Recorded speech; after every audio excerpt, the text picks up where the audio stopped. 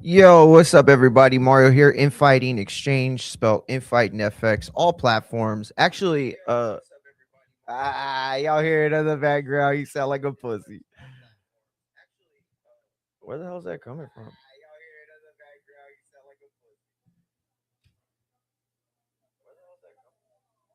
There we go. All right. My bad. That was my fault. Yo, we got the raw. I'm working on the raw recap right now. Fightsatw.com. That's the website. Fightsaroundtheworld.com. And you could go there to check out all the latest coverage in combat sports, including pro wrestling, boxing, and gambling as well. That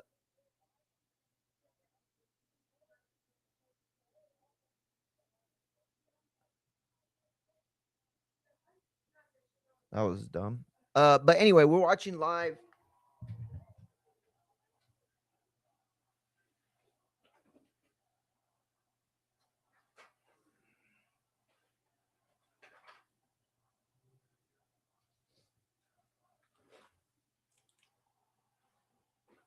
All right.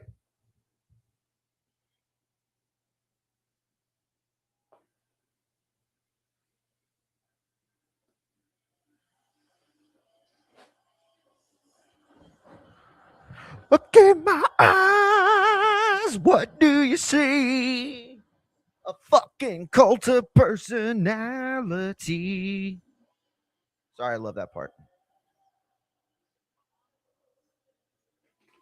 All right, so all you've missed so far is pretty badass tag team opening.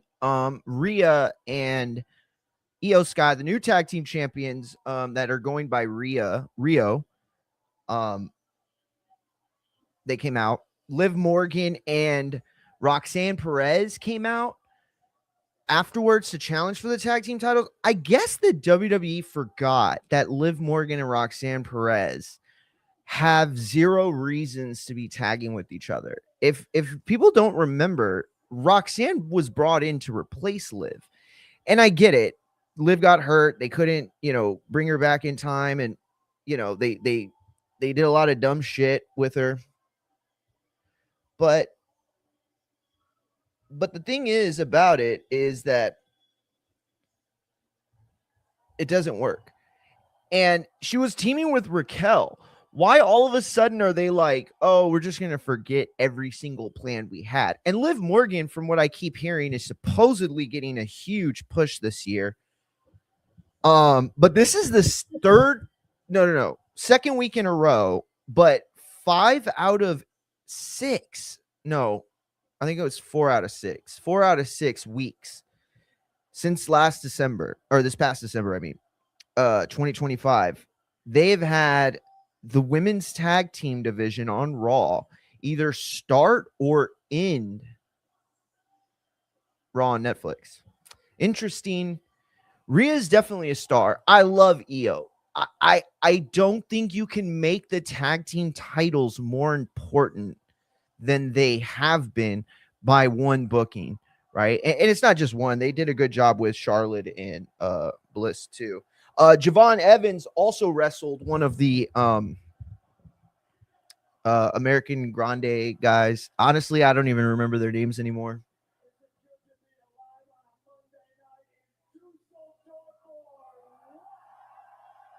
Dusseldorf.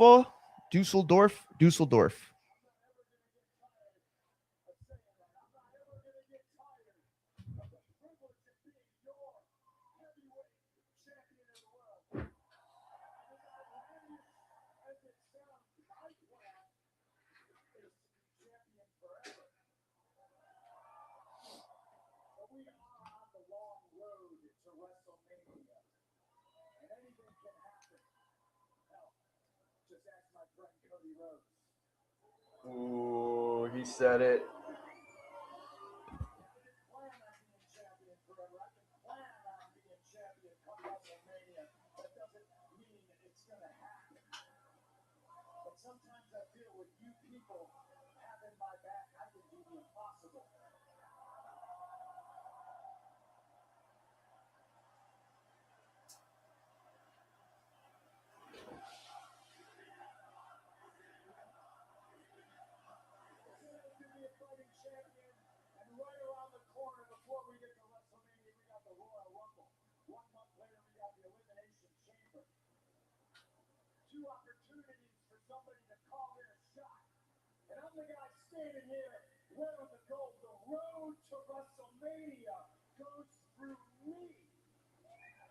Hey, Mom. How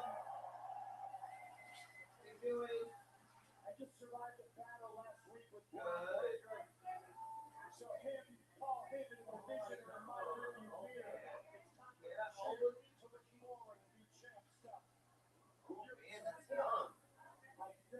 That's young. Wow, I'm sorry.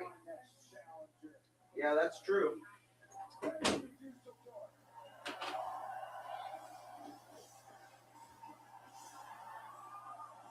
Thank you, Dumbledore.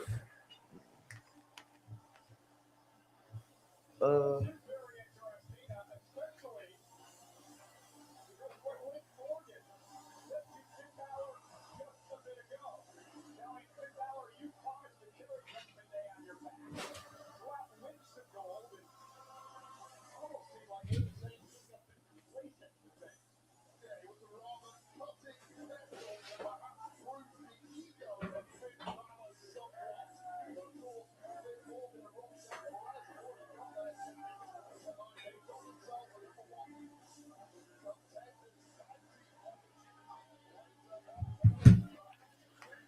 Yo, Finn Balor is coming out, dude. What the fuck?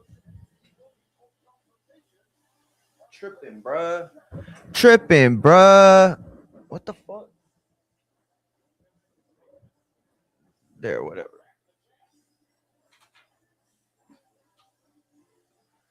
All right, whatever. Okay, Finn Balor's coming out, dude. That's crazy. Honestly, I thought he was gonna get in trouble for that weed comment smoke. I mean, that weed smoking comment. Damn, that was weird that I said that. I need to stop smoking weed now. If you didn't catch it, Cody Rhodes had Finn Balor on his podcast last week, and Cody said that he smokes a cigar during his 50-minute uphill walk cardio sesh. And then Finn let it fly that he smokes weed during working out. I can't do that, dude. Honestly, I can't. I mean, I power lifted, so it was like really hard to be high and get into that mode you have to flip in. Like, you can get stronger than you are. He said he's not waiting for Chamber. He's not asking for a handout.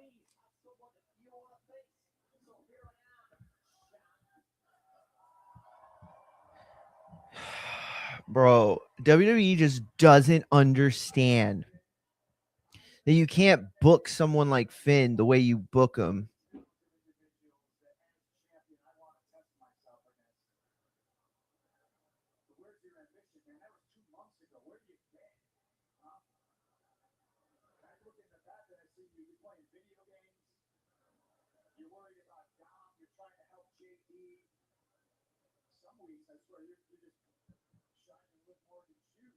Yikes. He said he just said Finn shines live shoes. Oh shit, TikTok. Thank you, champ, for reminding me.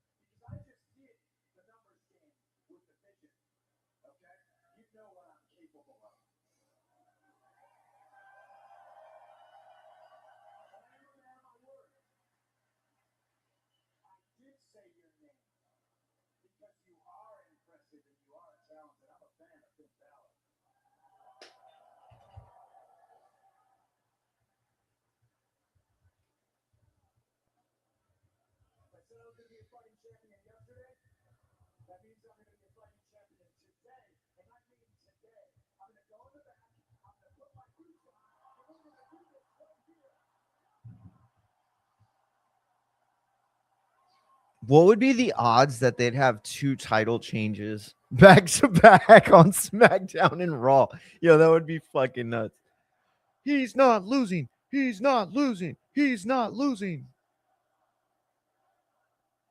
I hate that new belt. I hate it. That big WWE logo just looks so whack. It looks like a toy.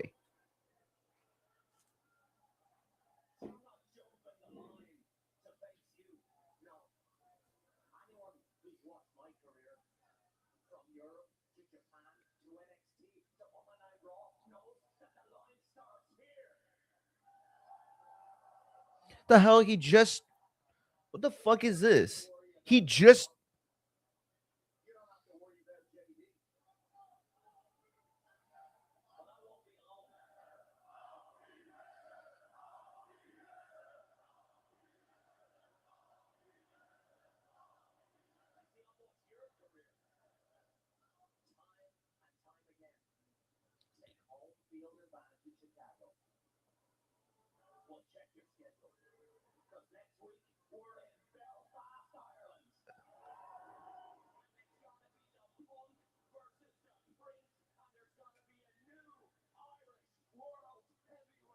Yo, what if WWE is just like gonna go around and have people in their hometown win the title? That would be hilarious.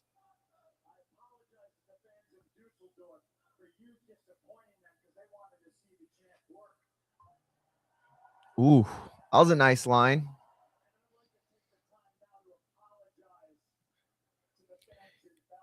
Yo, if y'all didn't know, the Drew McIntyre win from Friday popped off in Glass now or where they were.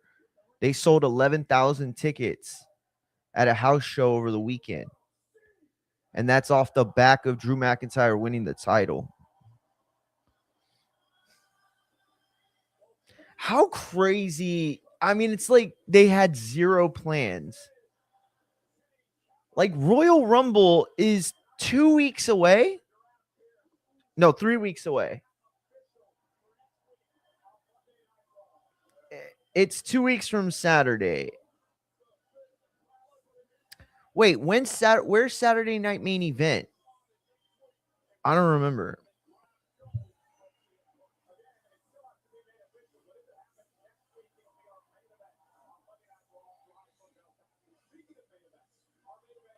Damn, I was hoping Cedric Alexander was going to go to the thing.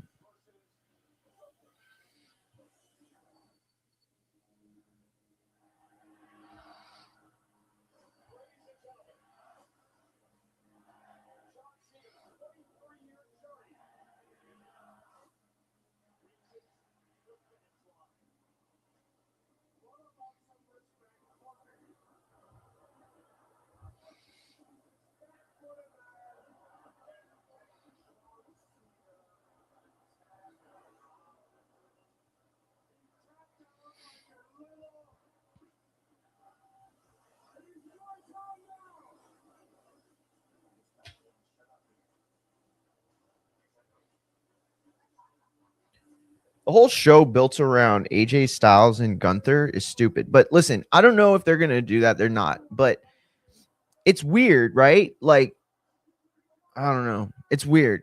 Drew McIntyre wins the title out of nowhere. And rumors are that the title change was already discussed and like talked about with the week or two leading up. And supposedly Cody and Drew were the ones that were lobbying for the title. Lobbying for the title change. But I don't know, dude. I mean, I don't know. It's like we know Finn's not going to win, right? Because he hasn't had 14 matches with CM Punk yet. And that's the only way you ever win the title is if you've already had 5 different matches where you've lost. Look, the Drew thing was cool, but I mean, it was great actually. But my fear is that they're just going to like give it right back to Cody, you know, and just run everything the same. And this was all like, but I told y'all they needed a major shift. I told y'all everything was getting so fucking predictable. Everything was getting so this is crazy, bro. They got 2 women's tag team segments in the first hour, bro. That's wild. Wait a minute. If the Kabuki Warriors were there, why didn't they come out when every other tag team in the women's roster was out there in the beginning? Did they go out? I remember Bailey and them. Maybe they did come out.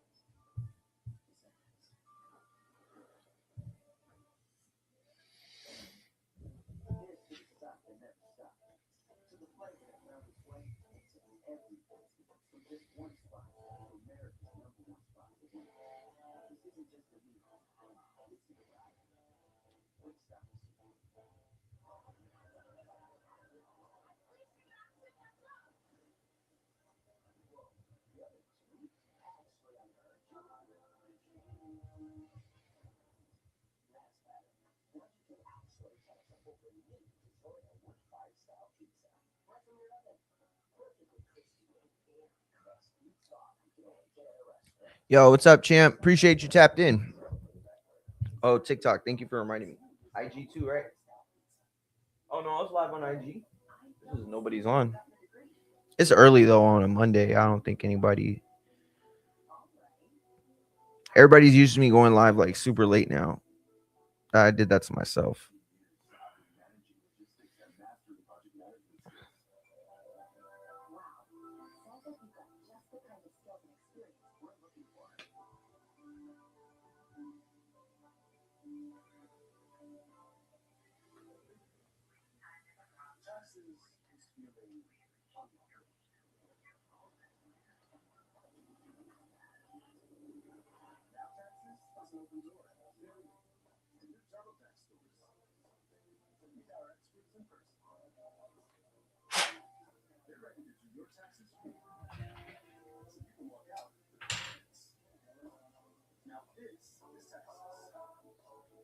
In the middle of our house. Yo, I got this thing on the TikTok shop, and it's like like the iPod cleaners and stuff. um, it's not good at all. Don't buy it. It sucks. But it's got like the little thing on the side where you could just like scrape all that shit out.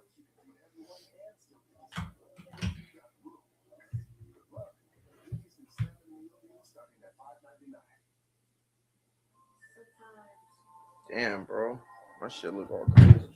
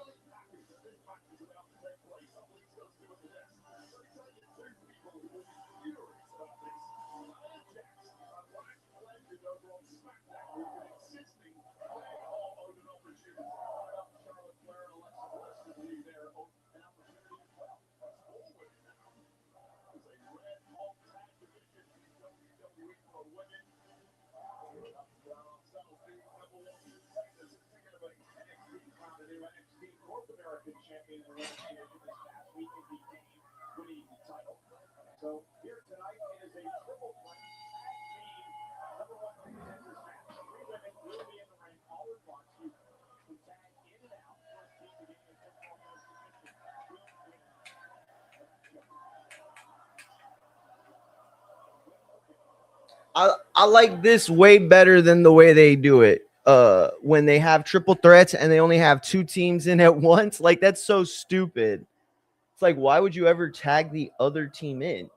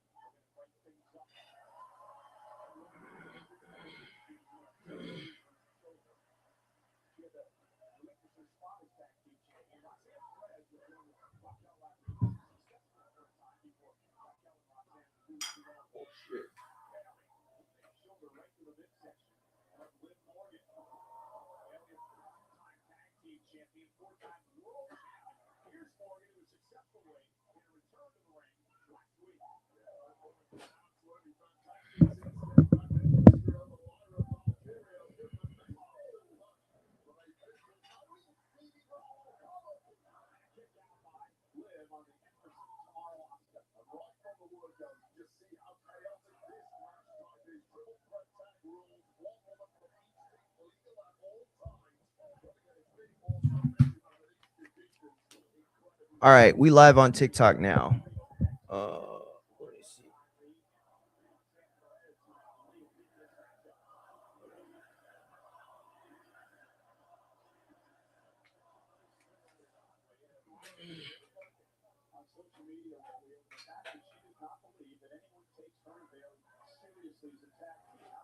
All right.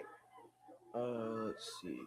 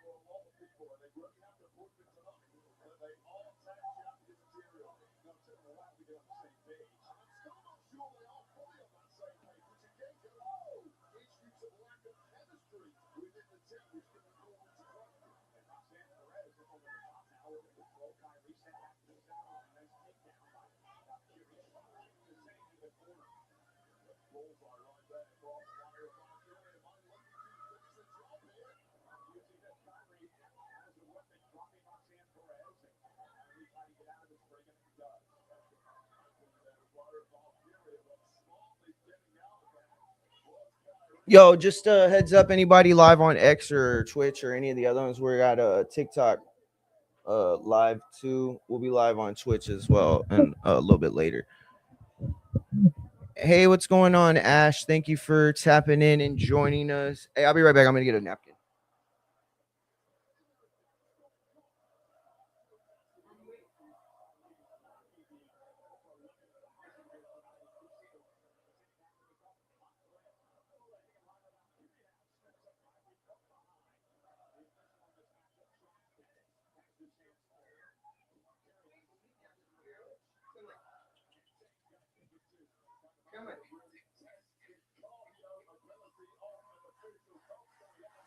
All right, guys. If you're a regular watcher of this channel, then you know what time it is. Come here. Come here. Get your fat ass over here. All right, guys. What do y'all think? How much weight has she lost? What do y'all think? You look beautiful. And you two, come here. All right. What about this one? How fat is she? You're being silly. Stop being silly. What do you have on your mouth? You know what? That's gross. Get away. Is that mashed potatoes? Do you have mashed potatoes on your mouth? What is that? I think my wife gave her mashed potatoes.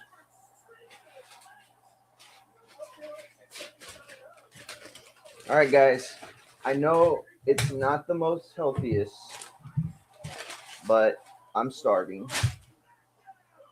And I'm in the middle of work, so you know.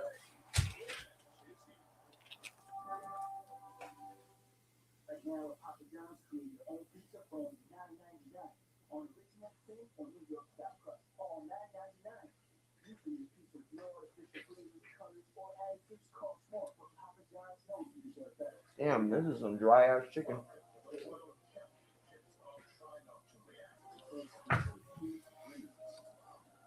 Hey, what's up, Derek?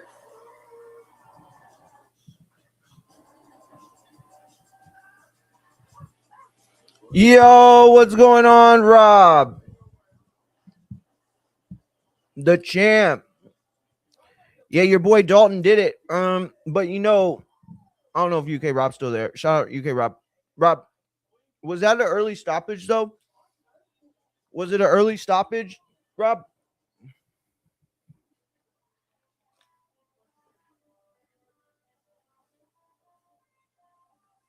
Oh, my wife is saying that that's puppuccino on her face, not chicken.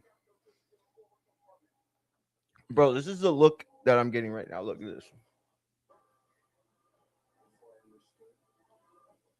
They're just waiting for me to give them more chicken. And she's hiding like this, you know, really like she knows she can't be all up in the biz or I'm gonna get mad at her. Canella, beg, sit. Canella, sit. Watch, guys. Watch this. Watch this magic trick she does. You want chicken? You want some? Okay, come here.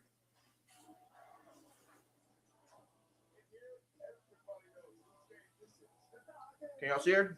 Okay, what? Beg, sit. Canella, sit. Okay, you're not gonna get shit then. Choco, here. Canella, sit. Beg, beg, beg. Good girl. Y'all see her?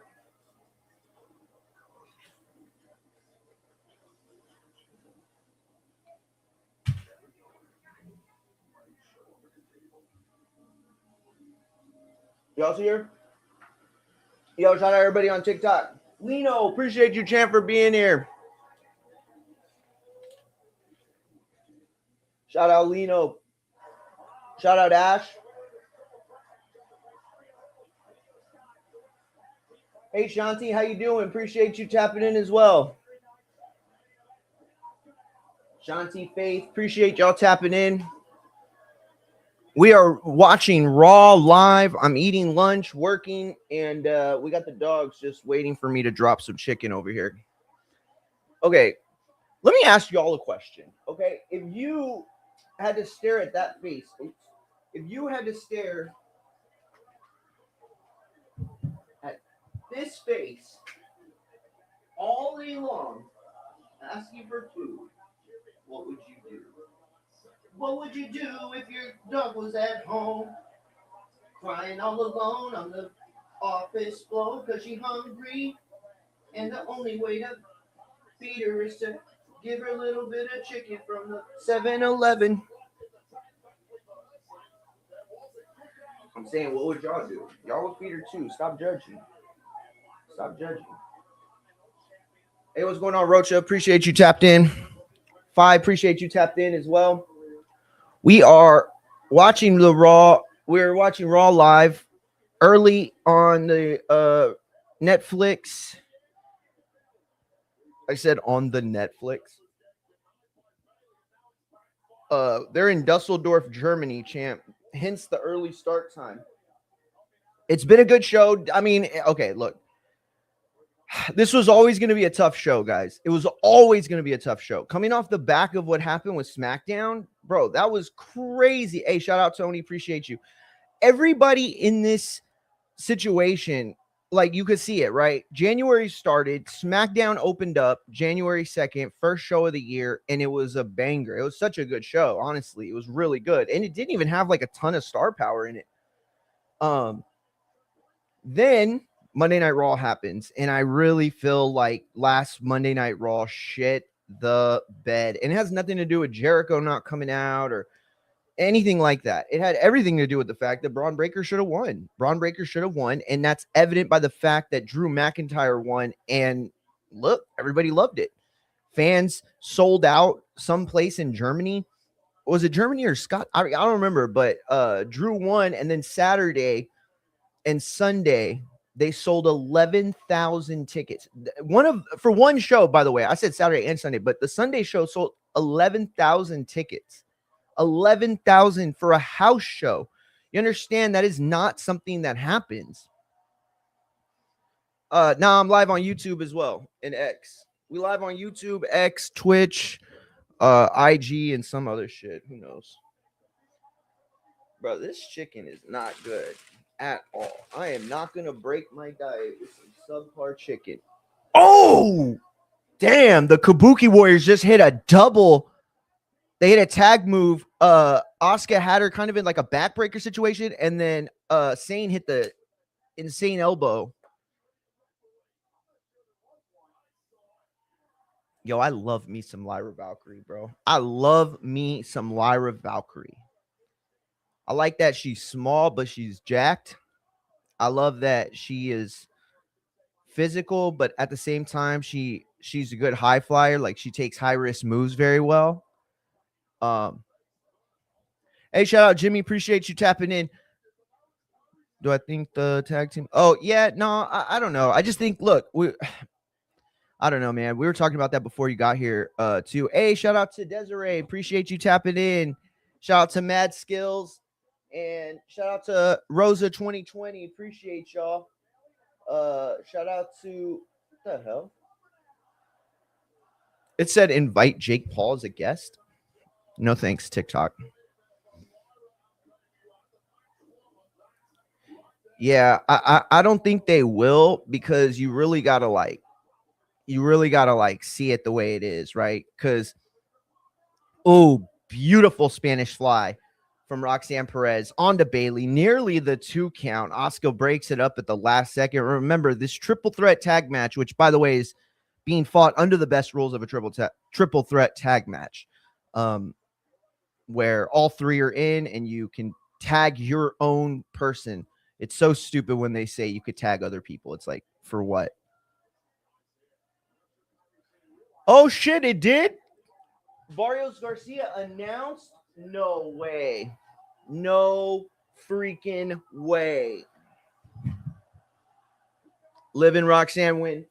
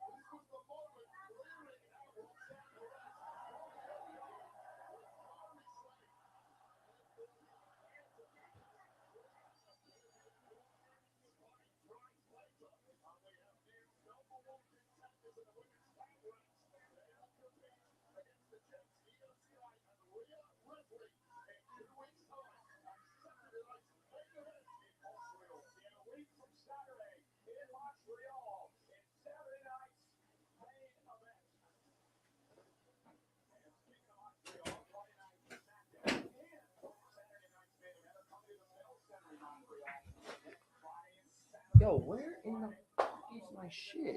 Oh.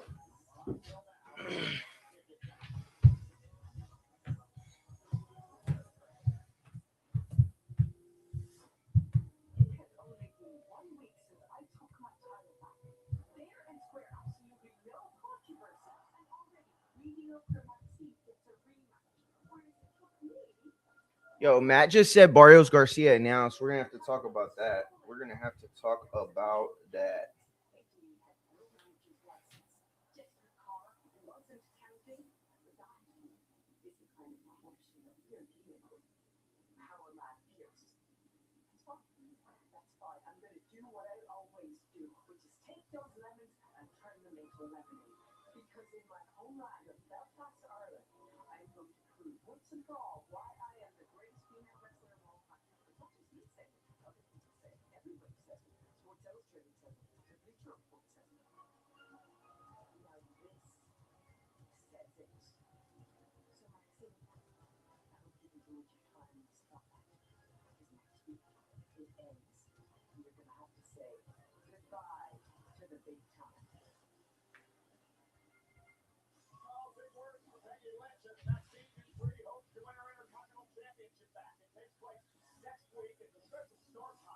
God, dude, how many different or the infighting IG? My bad. Wait, what?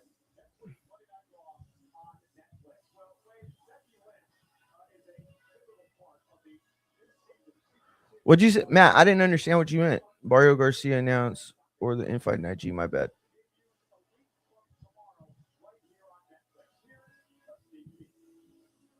Oh, I get it. I just got it right now. I got the notification. I didn't know what you were saying. You're saying you sent it to the infighting one, right? Holy shit! Look at this, guys. Look at this. Look at this, guys. Shout out to Machine Gun Matt, always helping us, always keeping us apprised and attuned. You know what I mean? Go to Talking About Radio on YouTube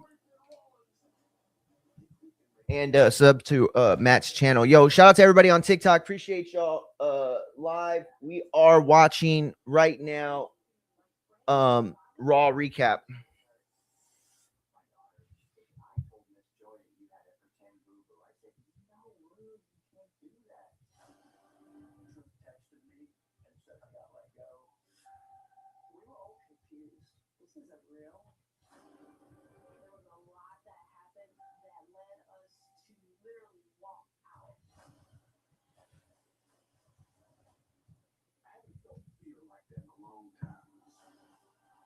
Yo, Barrios and Ryan. Yo, this is so crazy, guys. Listen, I'm going to say something and people are going to be so mad about what I'm going to say, but it's so true. Listen to me.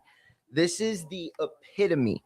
This is the epitome of Latino culture fighting itself right now. Listen to me. I know y'all are going to think that I'm tripping, bro. All right. But I'm telling y'all two things right now that gives me an insight that a lot of other people don't know, right? So first of all, I've been a journalist in the game for a long time. Now, are there other journalists way better than me, way more connected to me than me? Yes. I mean, I'm the one of the best writers in the world, but but other people have better sources, right? They're clearly way better journalists than I. Okay. At the same time, I grew up in a very specific time and area in Texas, South Texas, and that gives me an insight that I don't think most of those other journalists would have. Listen to me. What's going on right now online is there's like two distinct like avenues for Hispanics, Chicanos, Latinos, whatever the fuck you want to use whatever word doesn't offend you. Okay. Oh shit, that's right. Next Tuesday, season 2. That's gonna be dope. Unreal. I'm telling you right now. I'm telling you right now, bro.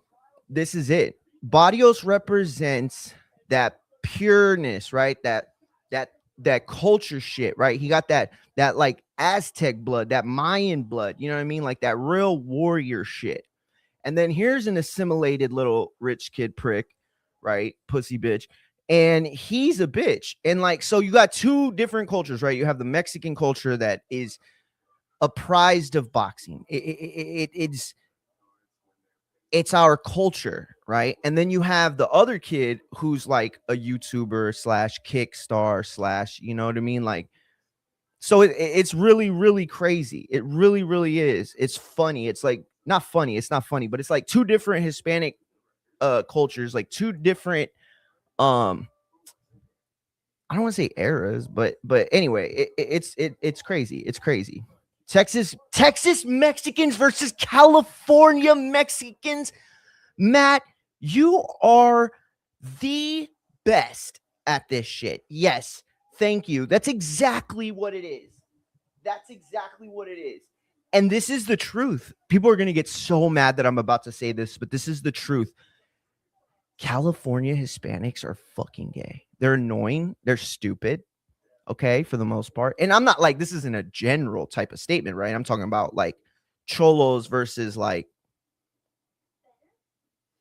cartel. No, I'm just kidding. No, I'm just kidding. I don't know. I mean, it's weird. I don't really know what to say, but it's like you have this version. Like I remember the 80s. Like, I mean, I don't remember the 80s. I wasn't born, but what I'm saying is like I remember being a kid and seeing images and pictures and videos and movies of the like 50, 60, 70s Chicano movement, right? And these motherfuckers were just dapped up, bro. All right. They had zoot suits on. You know what I mean? They had the hat with the feather in it. You know what I mean? The girls wore the fedora and they had that big old poofy hair with the chola makeup. You know what I mean? But they would wear their Ben Davis, bro. They would wear them fucking what are them shoes called? The shiny ones? I forget what they're called, but y'all know what I'm talking about. They had those on. Bro, that Hispanic / Latino / Chicano movement in California in the 50s was it. That was the style we should have kept, bro. You know what I mean? Not the oversized shorts with the white socks, like it's and not the big baggy white shirt neither, bro. You know what I mean? The buttoned up suit, the zoot suit type shit, bro. That's what it was about, and that's what this is today, right? Texas Mexicans are they're rougher, they're harder, they're more. You know what they are? They're like 50% California Chicano, and then like 50% Mexican cowboy. That's the difference. That's the difference. That's why I think Texas Mexicans are so much harder, right? Because it's one thing to go shoot up a block and spray paint shit on your fucking wall. It's another thing to wake up at 4 a.m., champ, and get on that horse and fucking go to King Ranch and I mean, you don't go to King Ranch, but like, you know, work at King Ranch and put that work in, you know what I mean? And then you still got to go back to your block and hope you're wearing the right colors. I'm telling you, it's hard out here for a Texas Hispanic. Nah, champ, I don't even think it was that. He could say it was, but I don't think it was. Oops. Nah, he said it because well, that's not what he said, but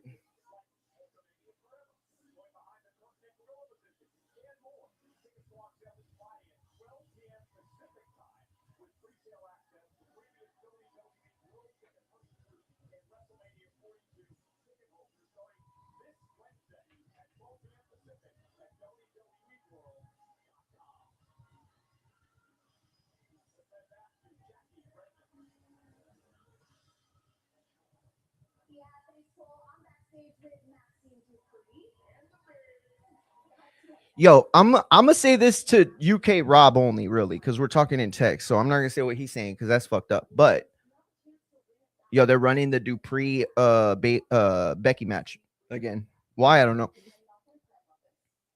Yo, he said that Matias didn't get stopped early, that it wasn't a bad stoppage. Listen to me. I'm not saying Matias was a bad stoppage. This is what I am saying. I think the ref could have done a better job. Here's one of two ways to look at it.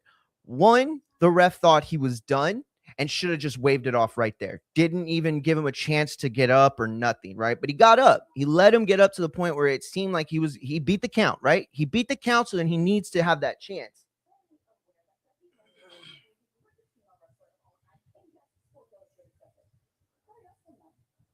But this is what I'm saying. Look, damn, they put too much makeup on old girl. Look at her. Sheesh. Yo, she's looking crazy.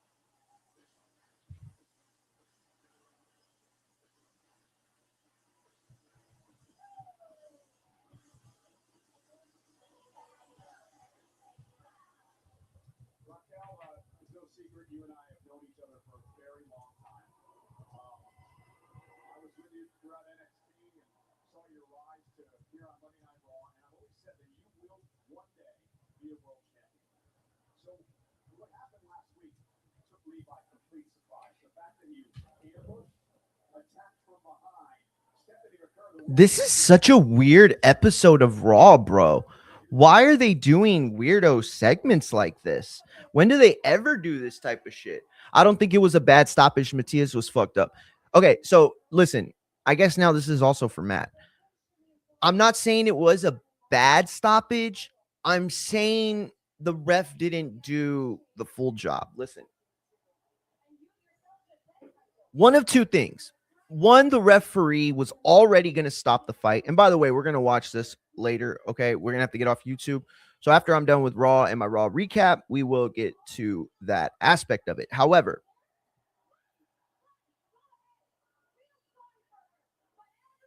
this is not the place to get heat for Raquel. Half of those people don't even understand what the fuck she's saying. Look, you stop the fight immediately, right? If your whole point is you're trying to save the fighter, okay? Here's the other thing you should do if you're the ref. If you're not going to stop it right away, you ask him if he's okay to continue. You ask him if he wants to continue. You give him the chance to walk forward and rub his gloves.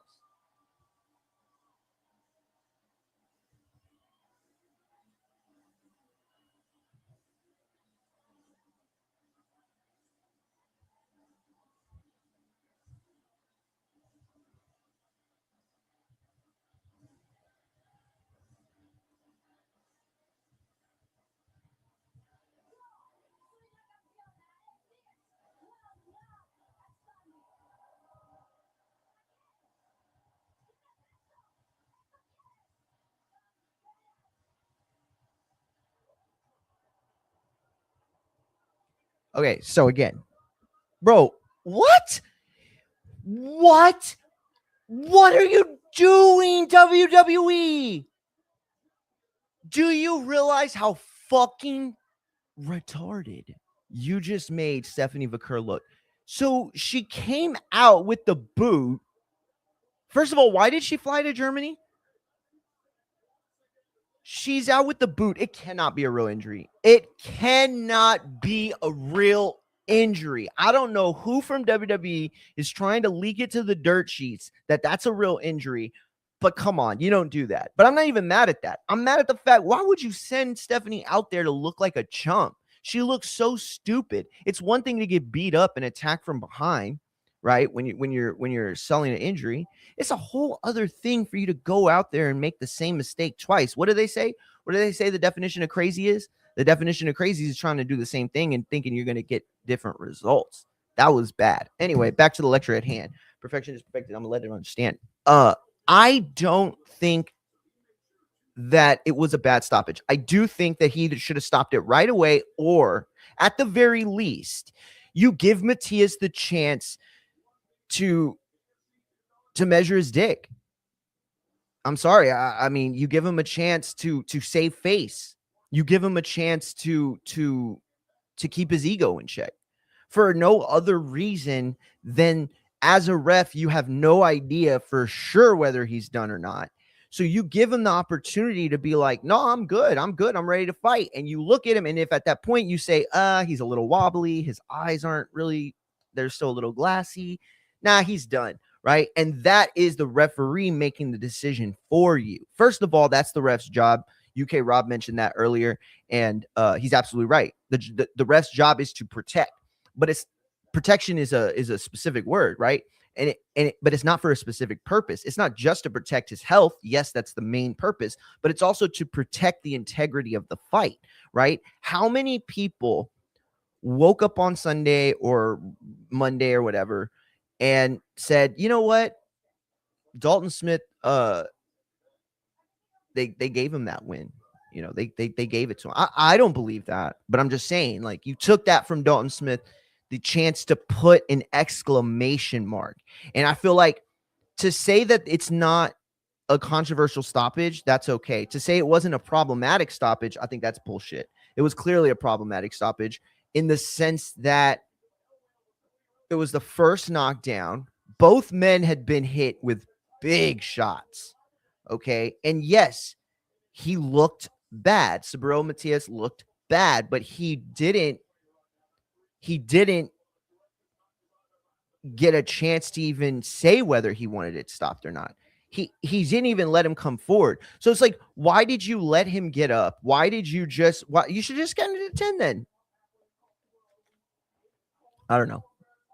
He was giving him a chance and Matias was falling backwards when he got up. That is not true, Matt. That's not fucking true at all. You better stay on so we can watch this together, dude.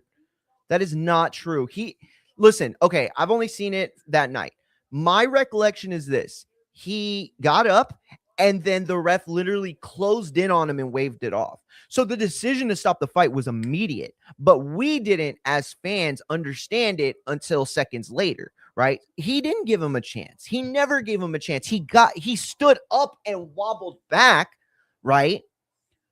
But you get 10 seconds, don't you? Don't you get under 10 seconds? If you beat the count, don't you get, you know what I mean? And so it's all I'm saying is he beat the count. He deserved the chance to go out on his shield, not having to get his ass beat, but at least being, I wanted to keep fighting. You know, that way you could talk in the post fight and you could be like, bro, I wanted to keep fighting. I don't know what that ref's problem was. I wanted to keep fighting. Okay, what the fuck is this Raw? What is going on, dude? What is going on? Tozawa and Otis challenging for the tag titles, having a Jay Uso's fallen so far from the fucking main event scene, bro. Yo, Jay Uso's officially the Marty Jannetty of the Usos. Yo, did the Usos were like the top tag team, right? Of the era with the New Day, right? Bro, what if that whole time the Usos were made up of 2 Marty Jannettis? Yo, imagine the Usos are 2 Marty Jannettis. That would be crazy. Matt said, go watch it. Matias fell back into the damn ropes.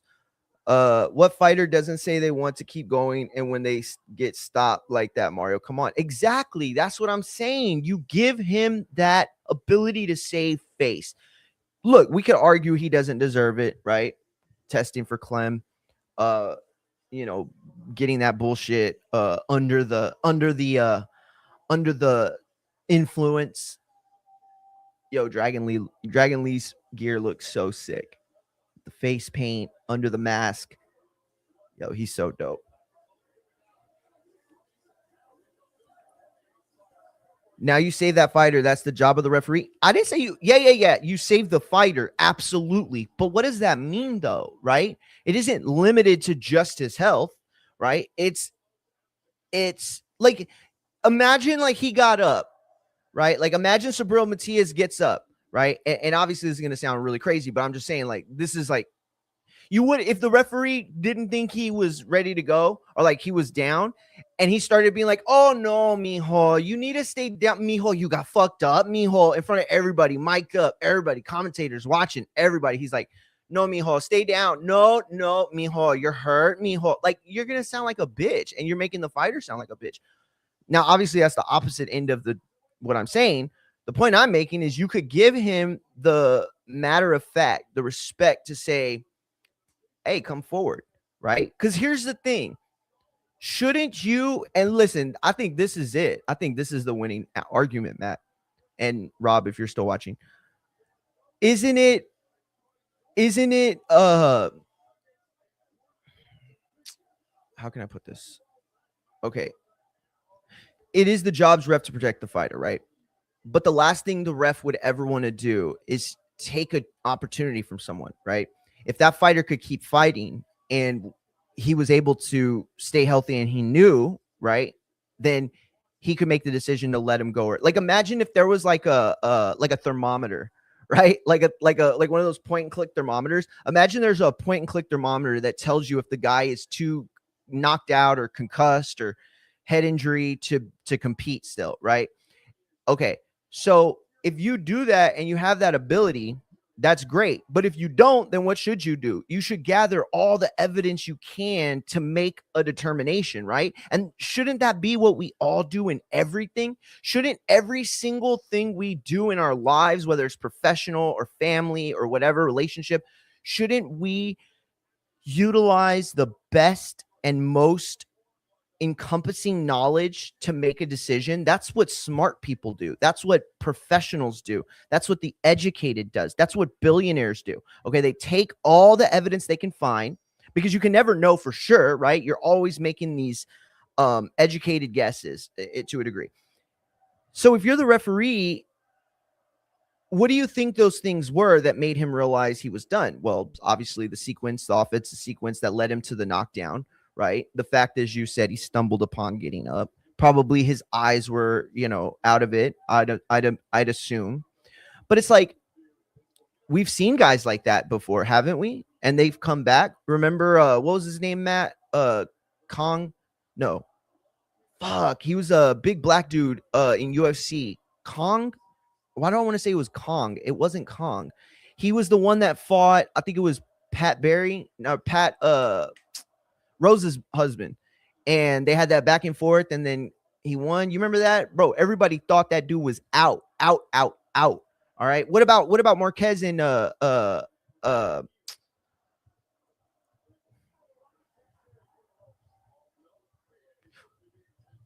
about Corrales Castillo? Right? What about Corrales Castillo? We thought he was out, didn't we? All I'm saying is we could have used more evidence to make an educated guess. Would you rather him get pulled out cold or live or live to fight another day? See, that's what I'm saying. You're missing my point, and Rob was too.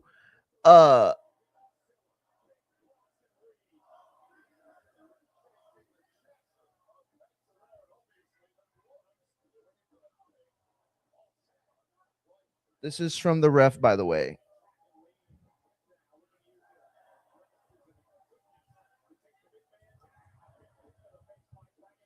So shout out to UK Rob. He's a guy who always helps out too. Legend in the game. He said, this is from the ref. He said, when he went down, my first reaction was to turn the other boxer to the neutral corner. The hell? That's not a. I mean, I guess that's a reaction, but it's not like a. Okay, that doesn't tell us what you're thinking. That's just process. So you saw him got knocked down, and you weren't worried for him. That's what it tells me. That's what this tells me. That's what this tells me, is that you weren't worried about it, because you saw him got knocked down, and the first thing you thought was procedure, right? Because remember when we seen dudes get knocked out dirty, like the refs are like, oh my God, we got to remember the Paul Williams shit, Sergio Martinez, all that. Hey, he said,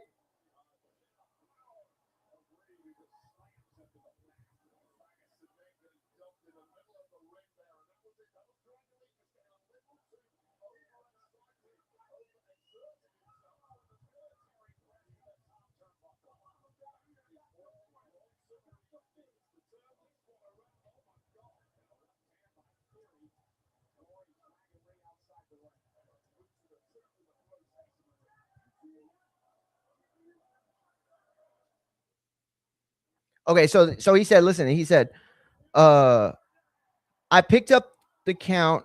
It was a hard knockdown. Then when he got up, I saw that he stumbled and his leg buckled. His eyes were very glazed. The physical damage he incurred in that round, and when he went down in that instant, made me think if I had allowed him to continue, that next punch could have ended his career and possibly life. He goes on to say, I've done over 700 fights and have seen many knockouts. There were times when guys got knocked down and got back up but weren't wobbling. He, Matias, got up but was not ready. Safety comes first. Had he taken one more punch, it would have been over for him. You see, I said, oh my God, whatever the fuck ever. Like, again, all of this is an assumption based off of the evidence he gathered. And I have no reason to question his process or decision in that moment. It's how he went about it. Okay. Let me ask you this, right? You wake up in the middle of the night, for real.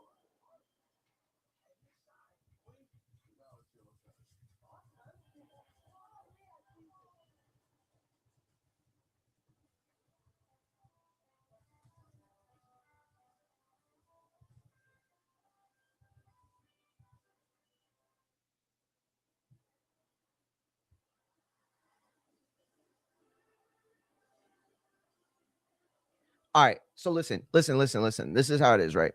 This is the only criticism I'm making of the ref's decision to stop the fight. Okay, listen. If you are a homeowner in America and you own a gun legally, you have a lot of instances where you can shoot and kill a man or person in your home or the vicinity of your home and have no legal recourse or consequences. Okay. So you wake up in the middle of the night, you hear a noise, right? The dogs get up. They're not barking, but they're definitely a little panicked or maybe excited, the type shit. Okay. So you hear a noise out your window, right? And you fucking pick up the gun and you just pop, pop, pop, pop, unload, right? Have you collected enough evidence to assume you're doing the right thing? No, obviously not, right? And I'm being flippant on purpose. I'm just trying to make this as clear as possible.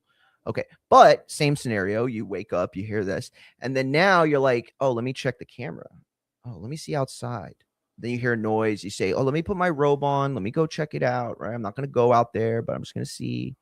Maybe it's the raccoons. It's trash day. Maybe it's those fucking kids from next door. Fucking last Halloween, they did all that bullshit. All I'm saying is that you collect as much evidence as you can to make a decision. And the problem with Saturday night wasn't that he made the wrong decision or made the right decision. The problem was that he could have, for the fighter's sake, given him the option, given him the time, right? Nobody's saying to call timeout and let him stand there for 30 seconds, but he didn't ask him to walk forward. He didn't rub his gloves. He didn't give him that second look. He looked at him and he said, that's it, you're done. And that's okay, but do it sooner. Like, this is what I'm saying. You didn't know any more about the situation when it first happened, and you gathered little to no information, or I guess very little information after the fact, and you still made the decision you made. That tells me you always wanted to stop the fight based on that punch, and that's okay. It was a violent punch. But again, either, I don't know. I keep saying the word protect. I'm not trying to say protect the fighter. Matias was getting rocked and wobbled the round before too. I understand why the ref stopped it after seeing his reaction to the punches and then his reaction, how Matias got up. Yeah, that's true. He was getting rocked. But Matt, again, I asked you about that UFC fighter because I can't. Congo. Was it Congo, right? Congo. I think that was his name. I asked you that because how many times have we seen guys in that position and they fight back to win? And it's not often, but it happens. And I'm not saying that fighters should even get that chance. All I'm saying is that you can't ever definitively say a fighter's done, right? I mean, are there instances in boxing where you could be like 99% sure? Of course. And the other way, are there times where you could be like 1% sure and you're like, fuck, I have no idea if he has, anything left in the tank or if he's wobbled or whatever. Some people have the best poker faces, right? So it's like just a situation where you cannot even begin to really grasp what that was. Hey, shout out to Robano. Appreciate you tapped in, champ. Shout out to Ash. Thank you. It's Ashley Smashley for being in. Shout out to Stephanie and Ramis. Oh, okay. No problem. Come on, Canelo. All right. We've also seen people die, Mario. Yeah, again, I know I'm not saying that he deserved to continue fighting. I'm saying he deserved, based on the performance we were seeing, because Dalton was getting hit too. No, are we going to pretend like Dalton was just like fighting the perfect fight? Now, don't get me wrong. Dalton fought a brilliant fight, right? It wasn't a chess master thing, but that was a very specific, what's the word? Fight plan, right? That fight plan was very specific. And UK Rob said, each of their own, I guess, but I would rather a ref be too soon than too late. Okay, that's it right there. I wish I could show you Instagram comments. Okay, that was UK Rob that said that. And that's probably the winning argument, right?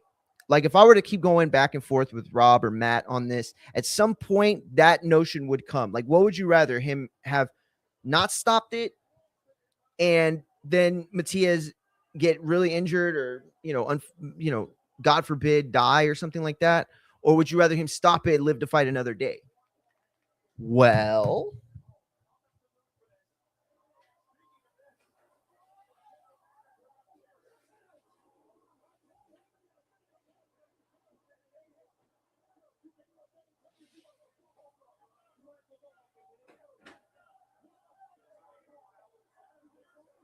all right, we got our first Braun appearance. Yo, him and Pierce are just going at it. Oh, they just tsunami Penta. Bro, what if they put Penta out for a while? That'd be crazy.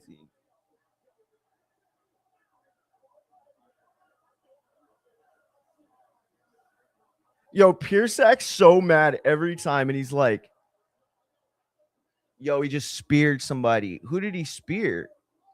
Oh, he speared Dragon Lee. Oh, Pierce is getting physical. Holy shit, Pierce is getting physical.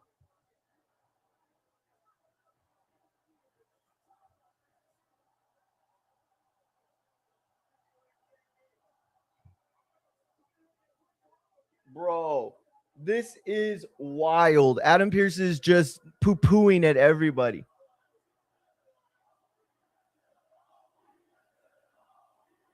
Wait, did he hit Pierce? Damn, I missed that. Logan Paul has zero idea what to do here. This is the only problem with Logan Paul. All right. If he is not the center of attention in a segment, then he has nothing to offer. Dalton was winning the fight at the time. Matt, but it was a back and forth contest though, right? And here's the thing I'll say. I think Dalton fought the best fight in terms of having the fight script work out in his favor, right? I think the fight script that progressed was based off the fact that Dalton didn't waste any time. There was no fill out round. Smith-Matias was made to be very uncomfortable very, very early in that fight. I don't think that's something that he expected. And brilliant on Dalton's part. But Dalton was getting hit too. And I'd be willing to bet, even though Dalton was winning and he deserves all the credit in the world, I'd be willing to bet that if we go back and look at the rounds, and we compare offensive sequences, Smith-Matias actually looked better sequence for sequence, offensive sequence for offensive sequence, right? His punches were more accurate. He was taking better angles, I think, or not angles, but he was using his distance relatively better. And it was like Dalton, after that first or second round, he just like stayed in the same range and took hits and wasn't even like a 2-for-1 thing. It was like, I'm going to just keep taking hits because I'm going to stay in this position. And when he thinks he's going to be able to hit, this is where I'm having my most success. So I can take his punches in this range and then deliver a better outcome on my end. But it's like, dude, you can't do that. I mean, you could do that against Matias, I guess, but how many other guys can you just let pound away at your fucking head?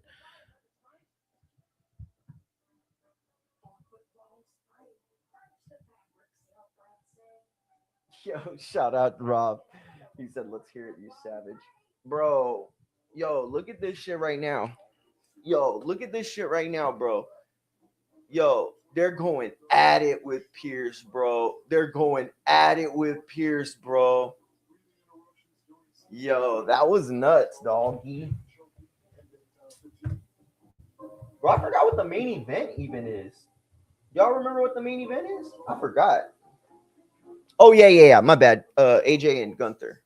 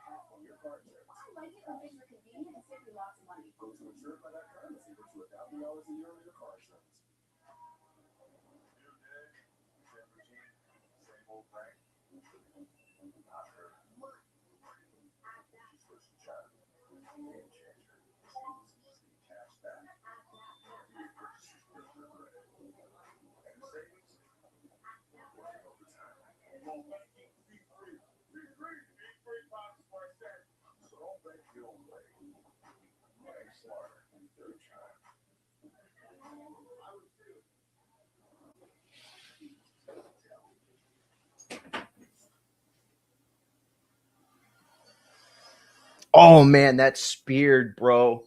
That spear. That. Oh man, no.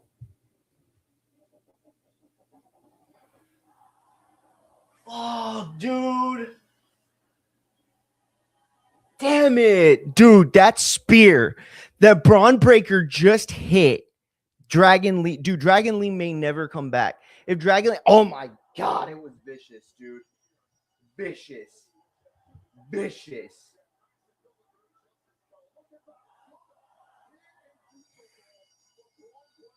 Damn it, dude. I wanted that. They did like one of those like cameras, the 360 cameras.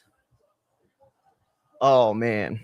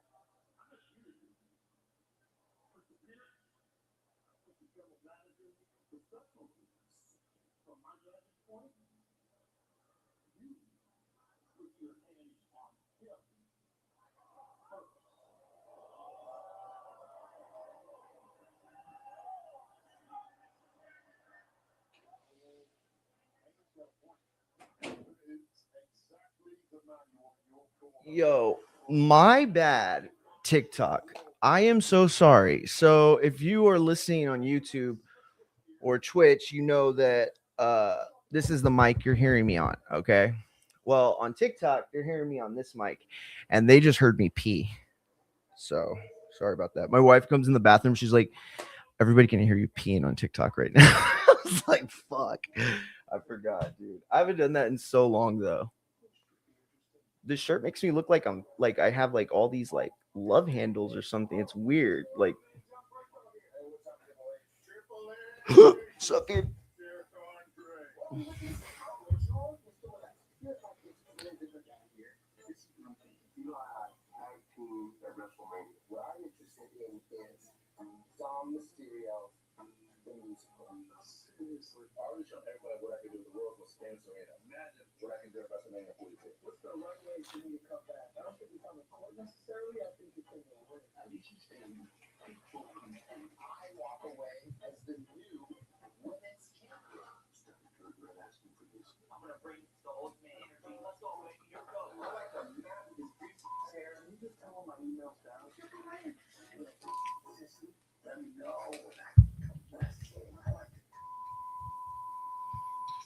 This is a weird WrestleMania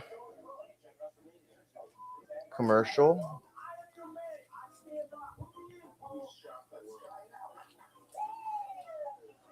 So they had Lil Yachty, Tim Scattaboo, uh, Tony Hinchcliffe, Eric Andre, Peyton Manning, Tyrese Halliburton was in there. I think so was Brunson, if I'm not mistaken. But the point I'm making is that this was a WrestleMania video package promoting Las Vegas Mania in Vegas, and they were all pitching ideas. Like Peyton said, "Let me and Eli be a tag team," and then uh, fucking Tony Hinchcliffe was like, "Oh, I'm gonna win the women's title," like shit like that. It was stupid, but it's so funny. Like, why would you do that? Like, everybody really thinks that's how you're gonna book WrestleMania in the first place. Maybe that was what he did. It was like an ultimate troll, which is pretty good. Yo, shout out to Dodger A4G. Shout out to you. Shout out to Cody Rodens. All right, close enough.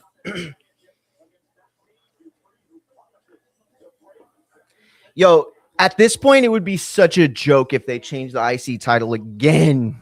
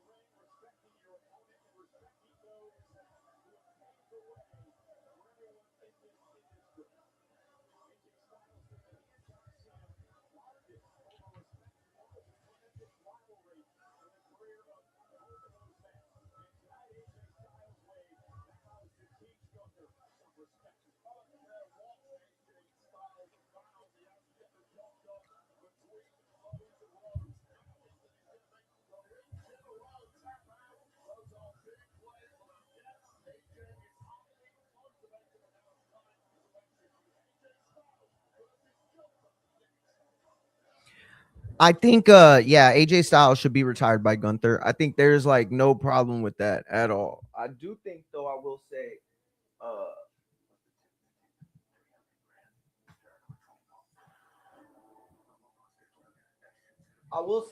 I started thinking of it. I know that they're not really like worried about Randy Orton right now because he's still, wrestling and everything, but bro, Gunther's got to be the guy that retires him, right? Because like if you think about it, Gunther's just rerunning Randy's storyline from the Legend Killer shit. Am I wrong?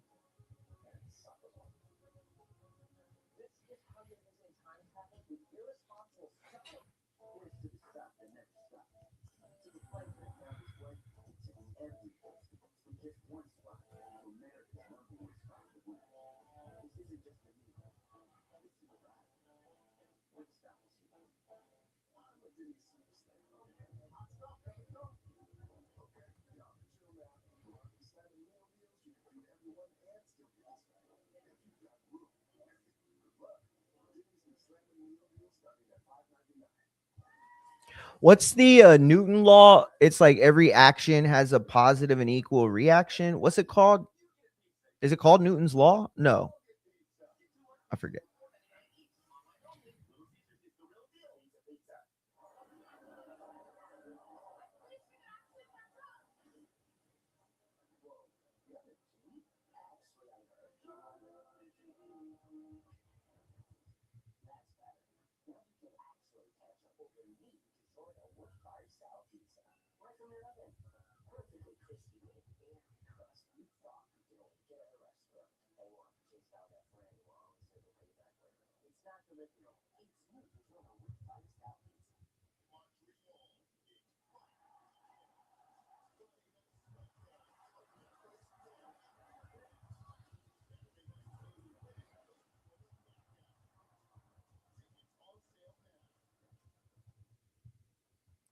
Yo, that WWE house show is crazy when you think about it. For 11,000, that's like nuts, bro. Nuts. That's like the type of numbers you get for like Diesel and Bob Backlund type shit. Why is Gunther doing backstage promos?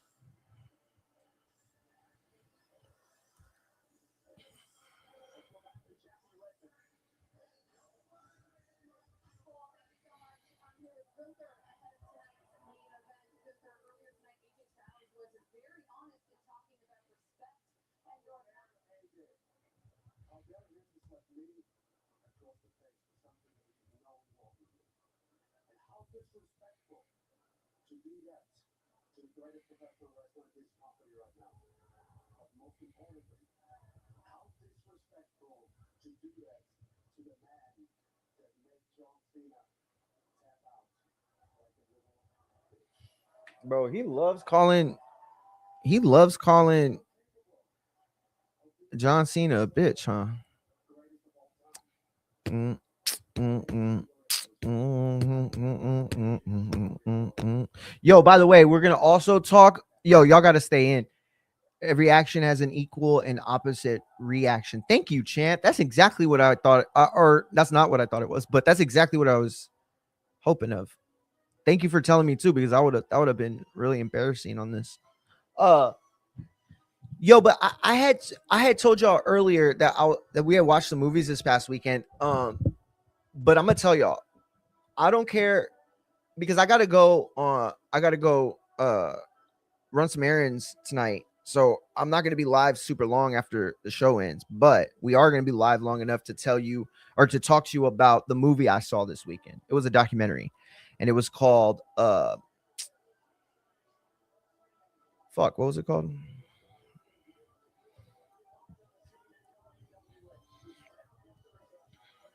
The Age of Disclosure. Has anybody heard of this movie? It is directed by, let me see. It doesn't say. Well, whatever.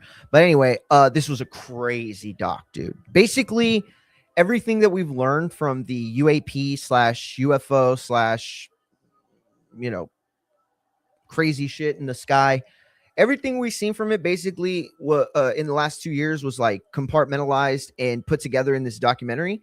But then they had like a lot of other like experts, right? Like physicists and like just like all types of scientists, right? They had aerospace physicists and just like everybody that could understand this technology and why it can't be ours and why it can't even be human. Because a lot of people are still like, oh, it's Russia, it's China. No, it's not. It's definitely not. But they went into details about how this shit works. Yo, why are they getting like a world title main event type of intro? But like it was a situation where they would say, okay, we're gonna be like they would tell you like, oh, okay, we saw this UAP, right? But then they had the people on this documentary explain how the technology could work, right? Because again, we cannot explain how a fucking plane is doing like Mach fucking 5 or whatever and takes a hard right angle turn. That's not possible without turning whatever is in that vehicle into soup. Okay, if a pilot were to try to make that same turn or same move in our most advanced uh aerospace technology, he would he would come the when the plane came back, if it could somehow like fly itself back, it would literally just be like a splatter everywhere where he used to be. um m- Maybe the bones would still be intact, but I doubt that too. um and the other thing is that they had video uh a lot of people didn't even realize, I don't think, that they saw, of a warhead hitting one of these UAPs. So an American, they were in restricted airspace, and an American pilot shot a warhead at it. It hit it, but it did not knock it out of the sky. In fact, it did not impact it at all. Now you can only see this on radar, right? But the pilots that were actually there said that there was no structural damage to this thing. And the only way that that is humanly possible, right? Because there are no such thing as fucking shields like Star Trek and Star Wars, but the only way that's even physically possible or like remotely possible within physics is if there is a like bubble over the UAP that basically makes it um not in our time and space. So they are manipulating space time. All right, because everybody, I mean, I don't know, I'm not saying everybody knows, but if you don't know, space time is a thing, right? Space and time do not go, they both go hand in hand, right? And space time is a completely different thing from space and time. Space time is essentially the fabric of our universe and how it is connected. All right, so when you see how gravity works, right, imagine putting a big bowling ball in the middle of a trampoline, right? The weight's going to go down. So then you throw tennis balls or like ping pong balls, right, around the bowling ball. It's going to do this. It's going to go in a circle around the ball because the gravity pulls it in, right? Um, so you can theoretically manipulate space and time, but not without crazy amount of energy. The type of energy we don't even have the ability to comprehend how to make it so much. You know, you would have to have uh like a fucking power source the size of the sun.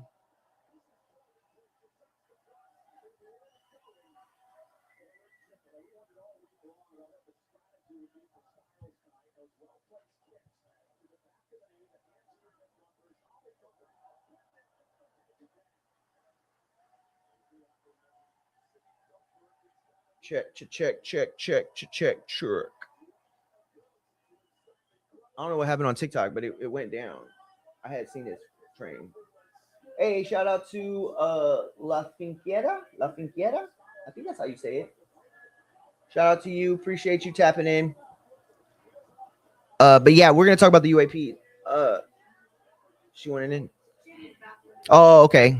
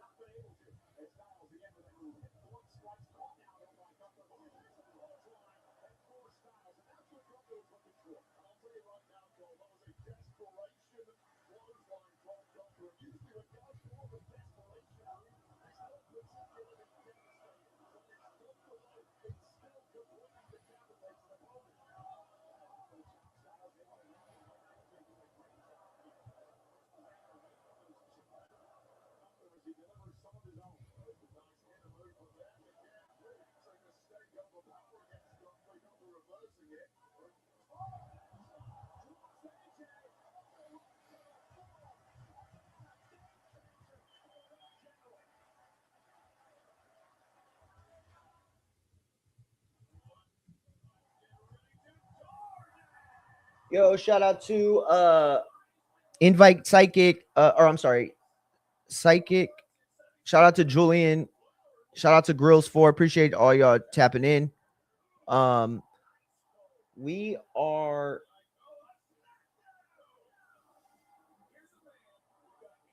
yeah. I see it. Thank you. Appreciate it. Yeah, we're gonna get into all the topics after the show, champ. We're gonna watch Raw. I'm gonna finish my recap, and then we'll get into all the topics, wrestling topics. Why is Drew McIntyre the new champ? What is gonna be the role of Drew McIntyre in the road to WrestleMania? Will he have the title by Mania? And what could a Drew McIntyre title reign during Mania look like? I'm not sure. Mario, are you gonna react to TNA debut on AMC Thursday? Fuck yes, I am, champ. Hell yeah. Um, I what's his name? Fuck, I forget his name. Abe has this guy. Oh man, he's good too. He does the TNA recaps every Thursday, and I was actually going to have Abe send me his info so I can ask him if he wants to come on uh like after. But Matt, if you're down, bro, we should do that one together. And we could like coordinate, like if you want to do Twitch and I do like X or IG, or you do YouTube, I'll do Twitch, whatever. However you want to do it, I'm down. Honestly, I could just do TikTok too if you want to, just to keep it, and then I'll just stay on TikTok. The only thing that sucks with that is that you can't be on it at the same time, like with both of us. But we could do TikTok only because you have the ability to go live. I just send you the invite and we could just do TikTok only. I need to send you these mics, champ. I have an extra set of these. I need to send it to you. Hey, shout out to 52 Less. Appreciate you for joining, champ. El Tigre. Yo, what's going on, man? It's been a while. Champ. Appreciate you.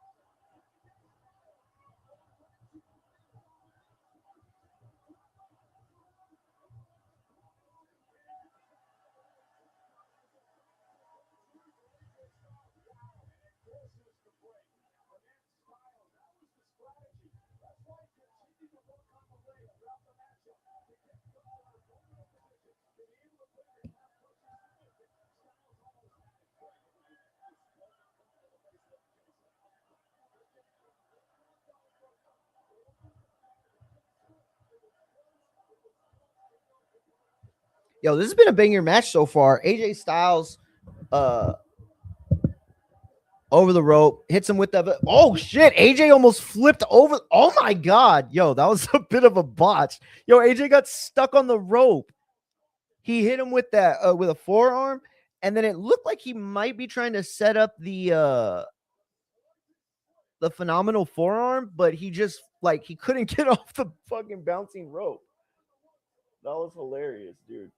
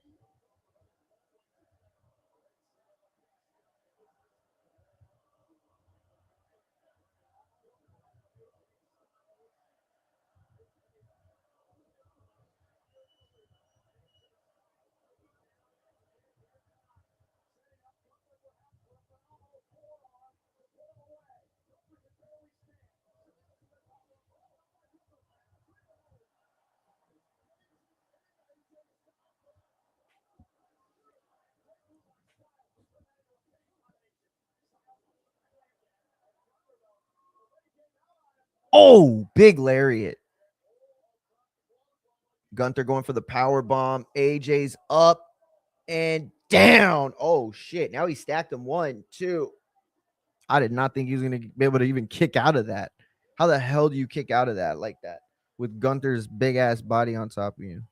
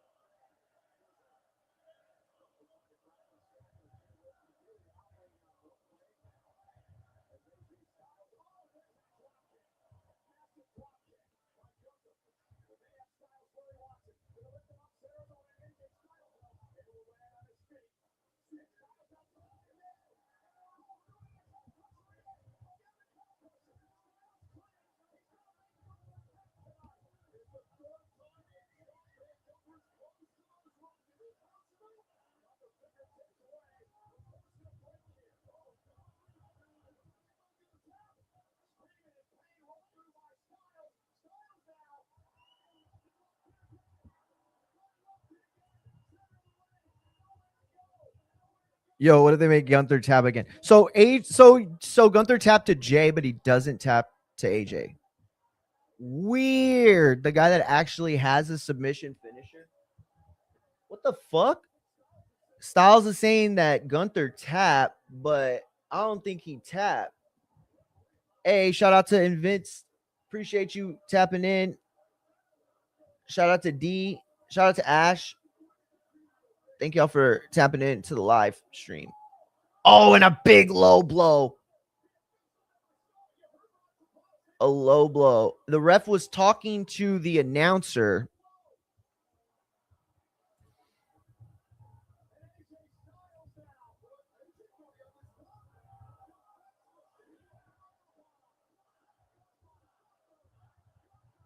Gunther wins.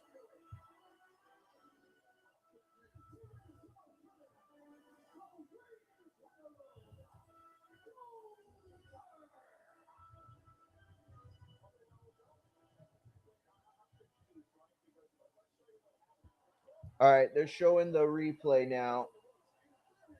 So, okay. So Gunther tapped on the other side. Oh, that was cool. I like that. That was cool. So Gunther tapped out, but he did it on the other side, and the ref couldn't see it.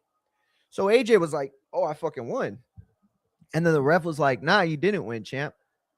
I didn't see him tap." And he was like, "Nah, he tapped me on the thigh." So the ref goes to talk to the ring announcer to explain, no, the match is still going on. And as he's distracted, Gunther hits him with the low blow and then power bombs him for the 1-2-3.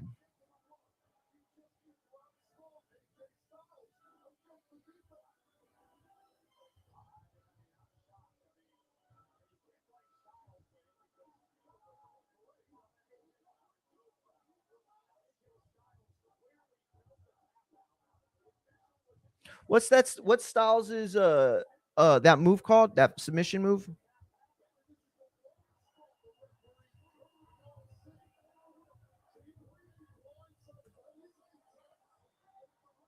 Calf crusher.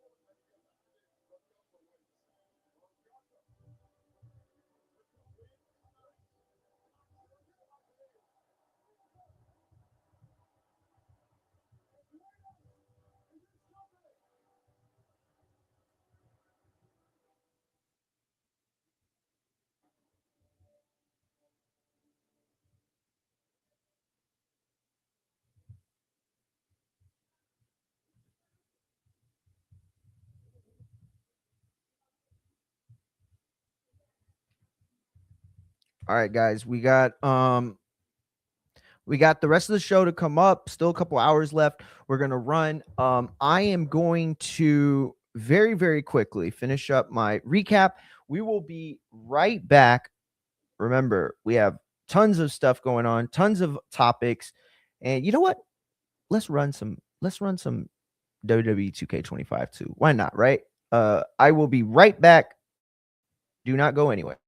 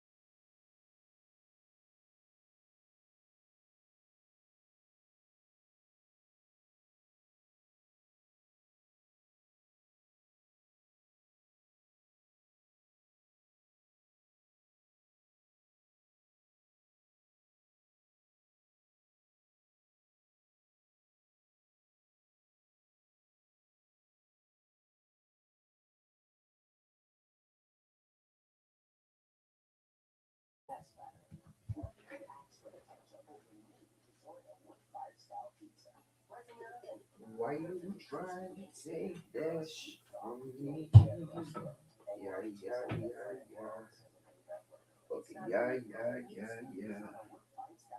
Okay, yeah, yeah, yeah, yeah, yeah. Yeah, yeah, yeah.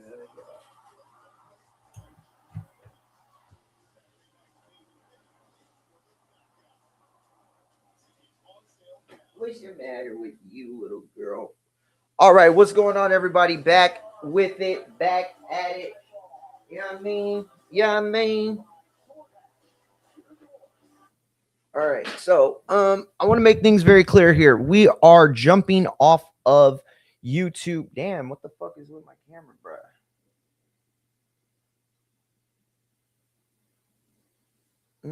Is it because this light? Oh, it didn't really help, but that's all right. So listen, um, we got the rest of the show planned here. About another 2 hours we're gonna do. We're gonna keep it with wrestling since we just finished Raw. We'll do a little recap. But at the top of the next hour, we're gonna be running boxing. Okay, there was a lot of really interesting aspects to the card this weekend. We're gonna go over the Matias stuff. If you were listening earlier, you know that I had a bit of a problem with the way that the stoppage went down. I'm gonna see if Abe can come on to talk about it. Let me message him real quick.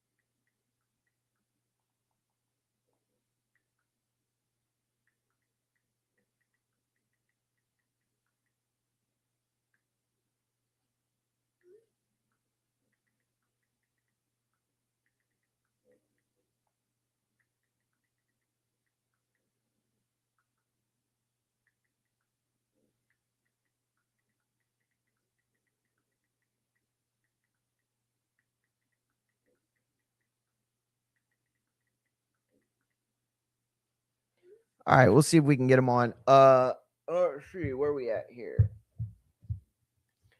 All right. Uh,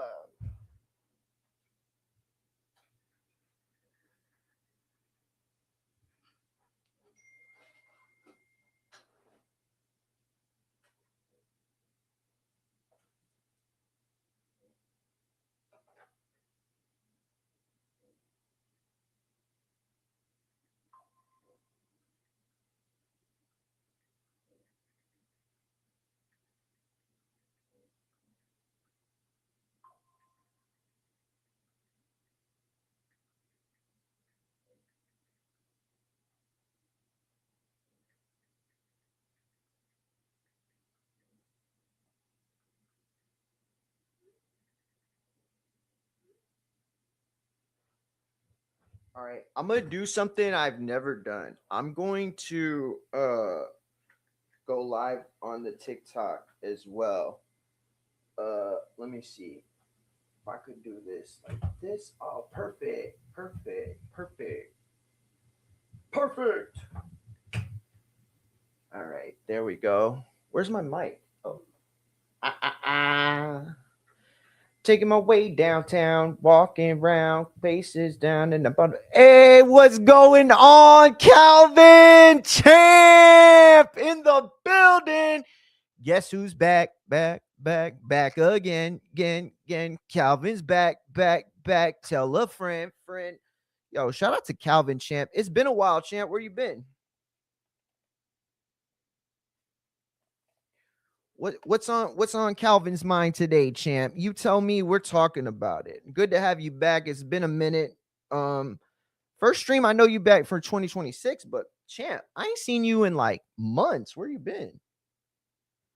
Everything all good? I hope. I hope everything's all good and you're chilling and hopefully you just got like super rich off of stocks or fucking crypto or some shit. and you ain't got the time to talk to the rest of us poors. Riding with the friends. That's what's up, champ. Hell yeah. I like that too. I don't know why I had a dog treat in my pocket. Uh yeah, I've been chilling with the you got grounded for what? Wait, you got grounded for riding with friends? Cuz that's fucked up if that's true. Yo, I promise you, yo, you get them on right now. You tell them cuz I'm going to say this right now. I guarantee you ain't nobody going to want what we've been doing on that side.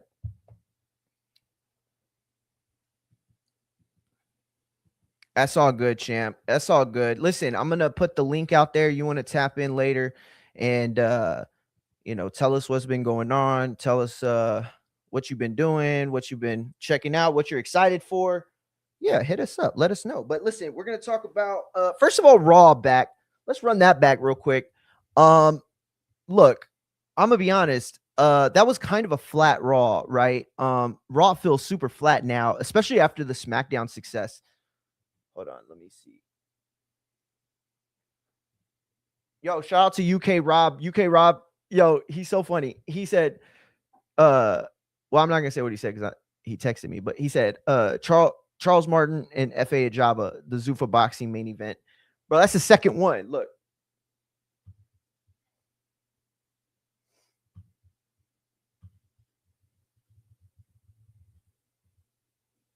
I'm gonna tell y'all right quick. All right, so look, check it out. The first fight they have is January 23rd. All right, and it's gonna be Callum Walsh versus Carlos Ocampo. Now, if you don't know, I'm gonna tell you, Callum Walsh is a guy who's been fighting for Zuffa. In fact, you probably could say that Callum Walsh. Let me ask UK Rob.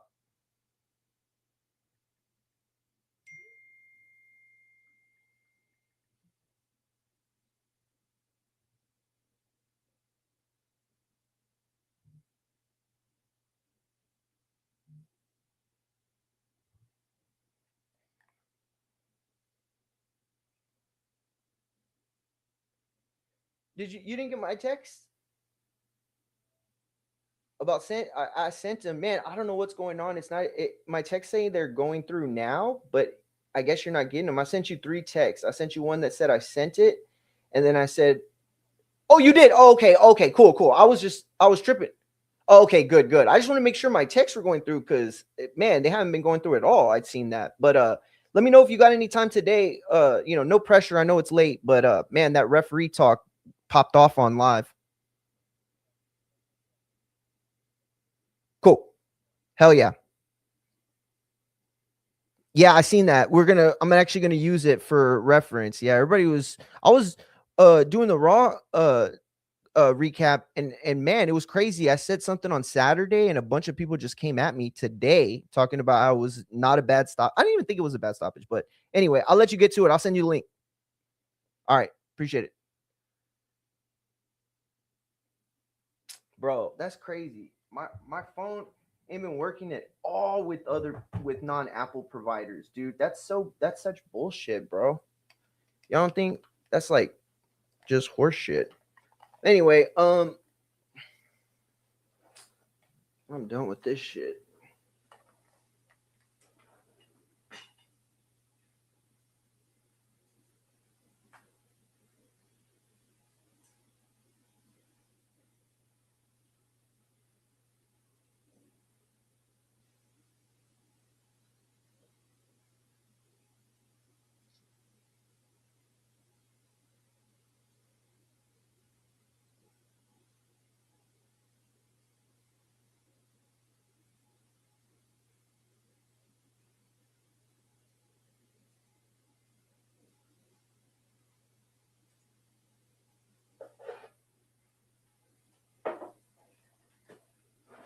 All right, I don't care about the hair because it's like fuck it.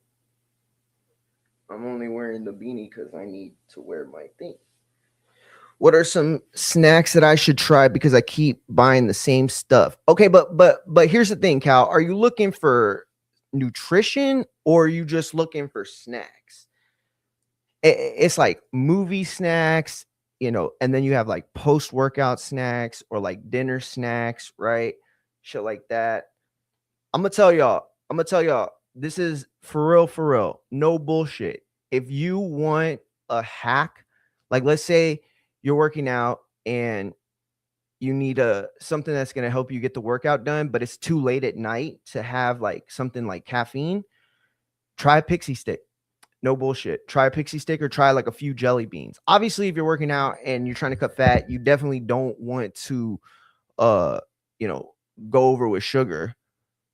But you know what I'm saying? It's that okay, so just snacks, bro. Cal, let me tell you this right quick, Cal. There is this spread, okay? It's called cinnamon toast crunch spread.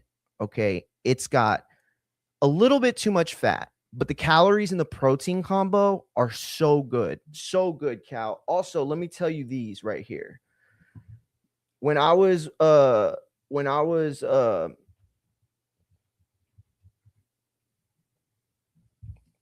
when I was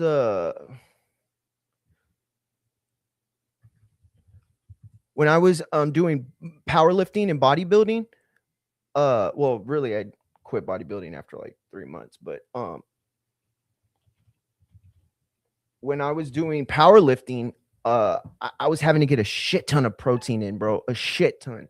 You know what I mean? Because like I got really big. I was like 210, which for my size is not, that's huge. I mean, I'm only 5'6", but I have a big frame. I've carried a lot. I carry a lot of muscle. I have since I was a little kid. Um, but these chips I would eat right here are fucking good, Cal. Let me show you right quick. Where are they? Right. Can you see them? The only thing is that they're a little expensive, right? Bro, let me tell you, when I was powerlifting in college, bro, these chips were like $2.99. No bullshit. Now, I'm not trying to send you into this thing to like buy a shit ton, like spend a shit ton of money. So if you go to like Target or Walmart or HEB, depending on where you live, they'll have them like 2 for, and then they'll have like also 4 for, or they'll have the box, and those are way more reasonably priced. But let me tell you, bro, the chili lime, fucking bomb. All right.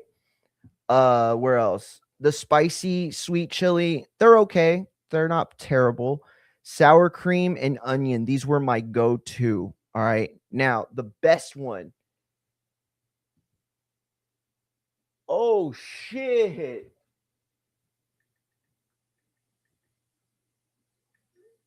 Yo, A just said AJ Styles is booked for TNA on Thursday.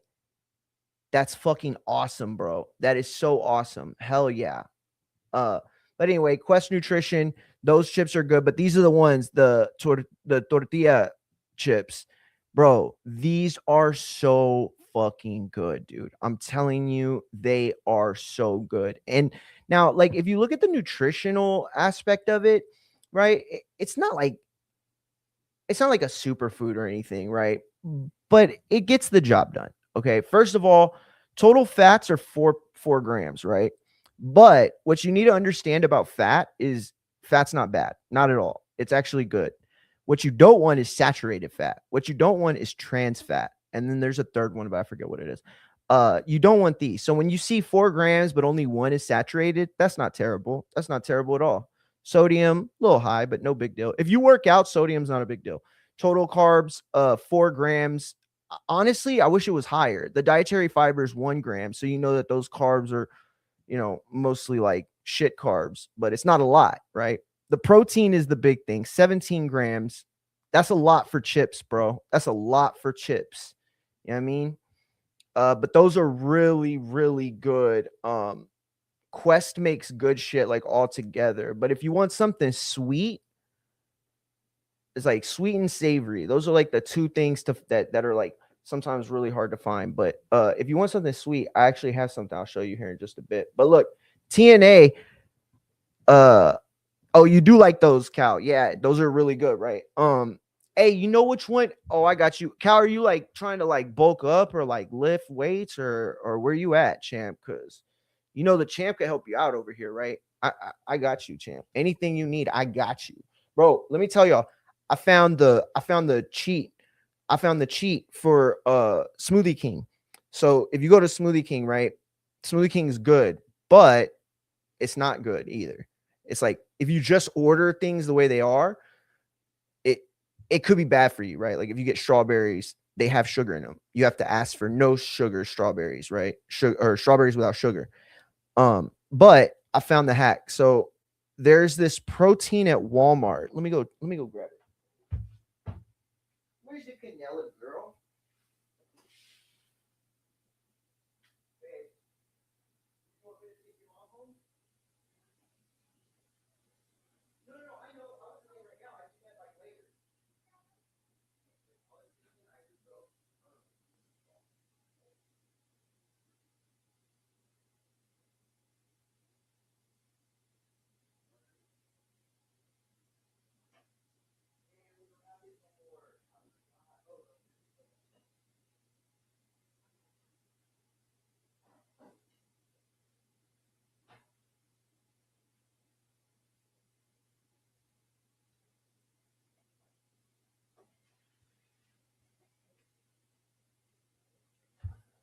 Okay, listen, I got y'all. This is a real hack right here. Okay, let me just send the link right quick. I just send it to Abe because he's gonna come through, or he might come through. It's a busy day, so.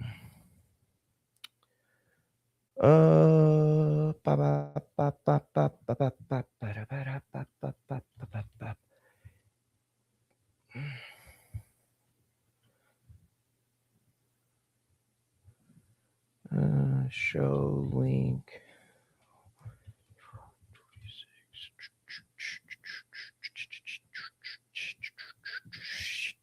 Okay, so right here. All right, so right here, this is it. It's called ISO 100. Okay, it's by Smith-Matias or whatever the brand. Okay, so listen. Now this is the Fruity Pebble one. This is good by itself, but the one, listen, this is what I'm gonna tell you. You go to Walmart, and this is get the chocolate one, ISO 100 chocolate. Okay, so you do 8 ounces of water. I do a scoop and a half, but that's because my protein needs are a little higher than most people's. And so I'll do 1.5.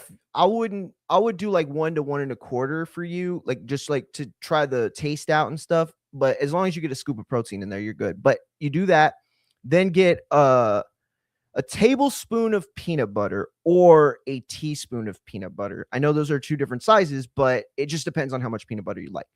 Then, okay, so it's 8 ounces of water in a blender.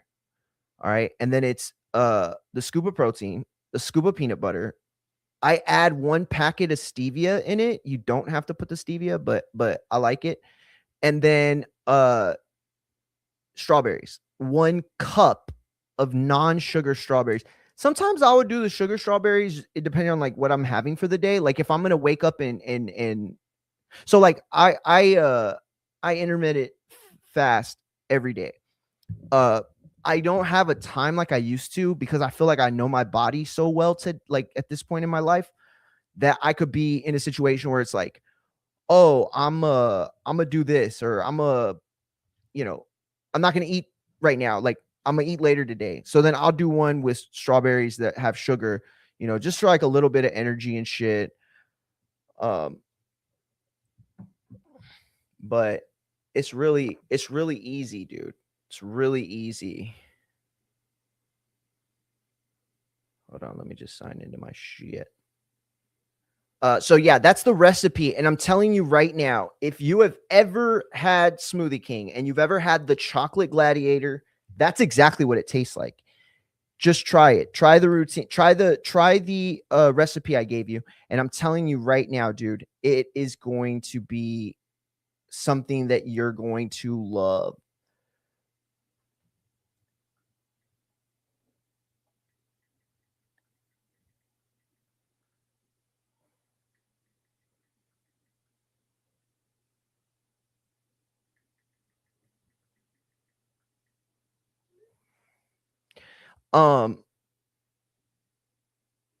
So there was this like aspect of my life where I had lost a shit ton of weight. And those were the shakes that I would take, bro.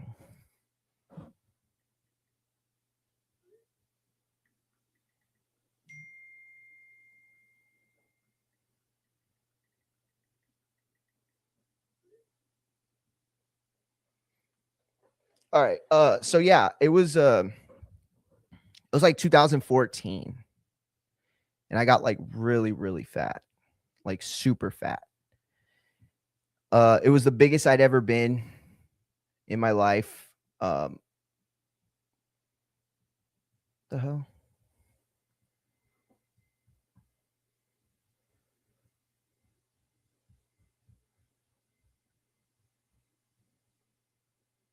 But yeah, this was my powerlifting days.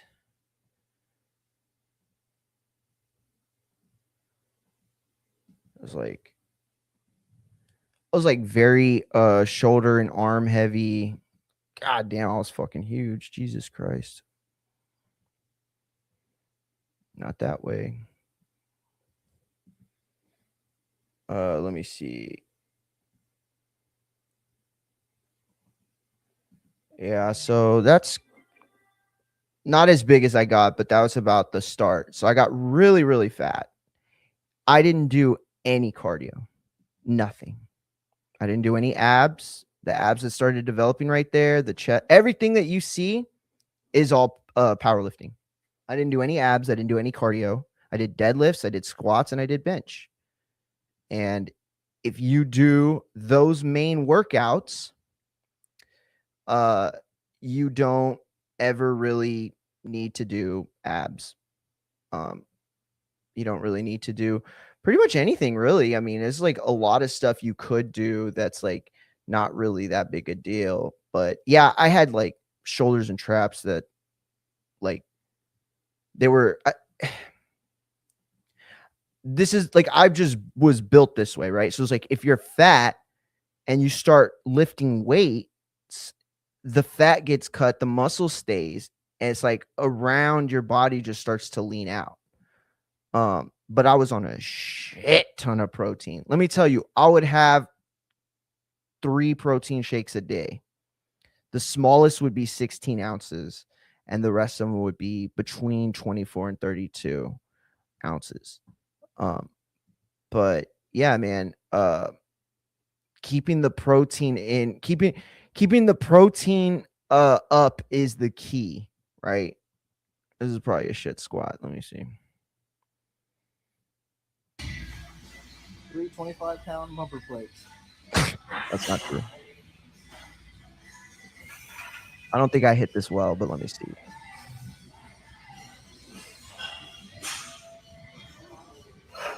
Oh, that's not bad. Oof, my ass came up a little bit.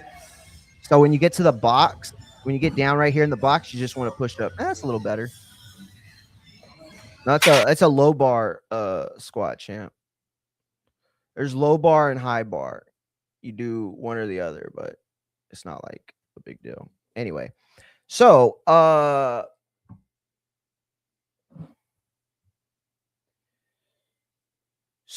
anyway, where are we at? All right. Raw just finished up. They were in, let me see, what was it? They were in Dumbledore, Germany. Oh, I'm sorry. Dusseldorf. Sorry, Dusseldorf, Germany. They were in Dusseldorf, Germany. And the show started out with Liv Morgan and I'm sorry, with Rhea Ripley and Io Sky, also known as Rio, the new tag team champions. This is again the 4th out of 5 or 4 out of 6 of the last 6 Raws. 4 of them have either started or ended with the women's tag team titles. They are getting a lot of shine on Raw right now. And it doesn't feel like the direction's really any better than what it was. I mean, here's the thing, right? When you had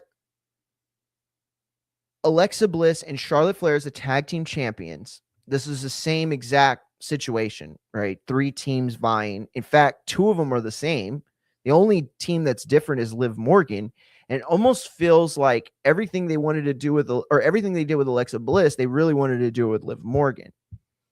I don't know if this is like a direction worth going. Like, Rhea is a star. And if you don't want her to be the champion right now, that's okay. But continuing down this like lane where you basically give these girls like the same booking week in and week out, that doesn't help. I don't think it helps at all. Raquel Rodriguez out today as well, came out and beat up Stephanie Baker. I didn't like that as well. Like, I find that everything that I dislike about creative these days has everything to do with continuity and whether it doesn't make sense, right? You have Liv Morgan and Roxanne Perez come out to challenge for the tag team titles, despite the fact that she was champion with Raquel Rodriguez. Now, they lost the titles after Liv got hurt, right? And they didn't have to forfeit the titles because Roxanne Perez ended up replacing Liv Morgan, and she's the one that got pinned for the titles. So they mentioned that on the Raw, right, at the beginning of the promo battle. And that's fine. And that's smart. And it's cool. I love that they go back and they treat it like it's a real thing that happened. And yet, do you not remember Roxanne Perez and Liv Morgan were the ones that were beefing with each other? And it's like, you want to say, oh, well, Liv came back and everything's squashed and she's just trying to move forward. Well, no, that's not true because she's bitching out Finn still. Look, when Liv Morgan came into the Judgment Day faction, right? She was basically replacing Rhea Ripley. Now Rhea had gotten so big and so popular that she no longer needed the faction. And if anything, they were holding her back.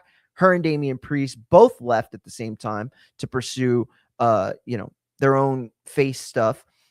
That said, Liv's still picking on Finn, right? Still talking shit to him. Why is she okay with Roxanne Perez then? Because remember, Finn is the one that brought in Roxanne Perez to replace Liv. And not only did he do that, but y'all might remember that he was also trying to cuck Liv. Do y'all remember that? Am I the only one that remembers him trying to cuck Liv? Because he brought in Roxanne. Oh, shit, my bad. I forgot the thing. Hold up. I got y'all. Thank you for the reminder, champ. I keep forgetting.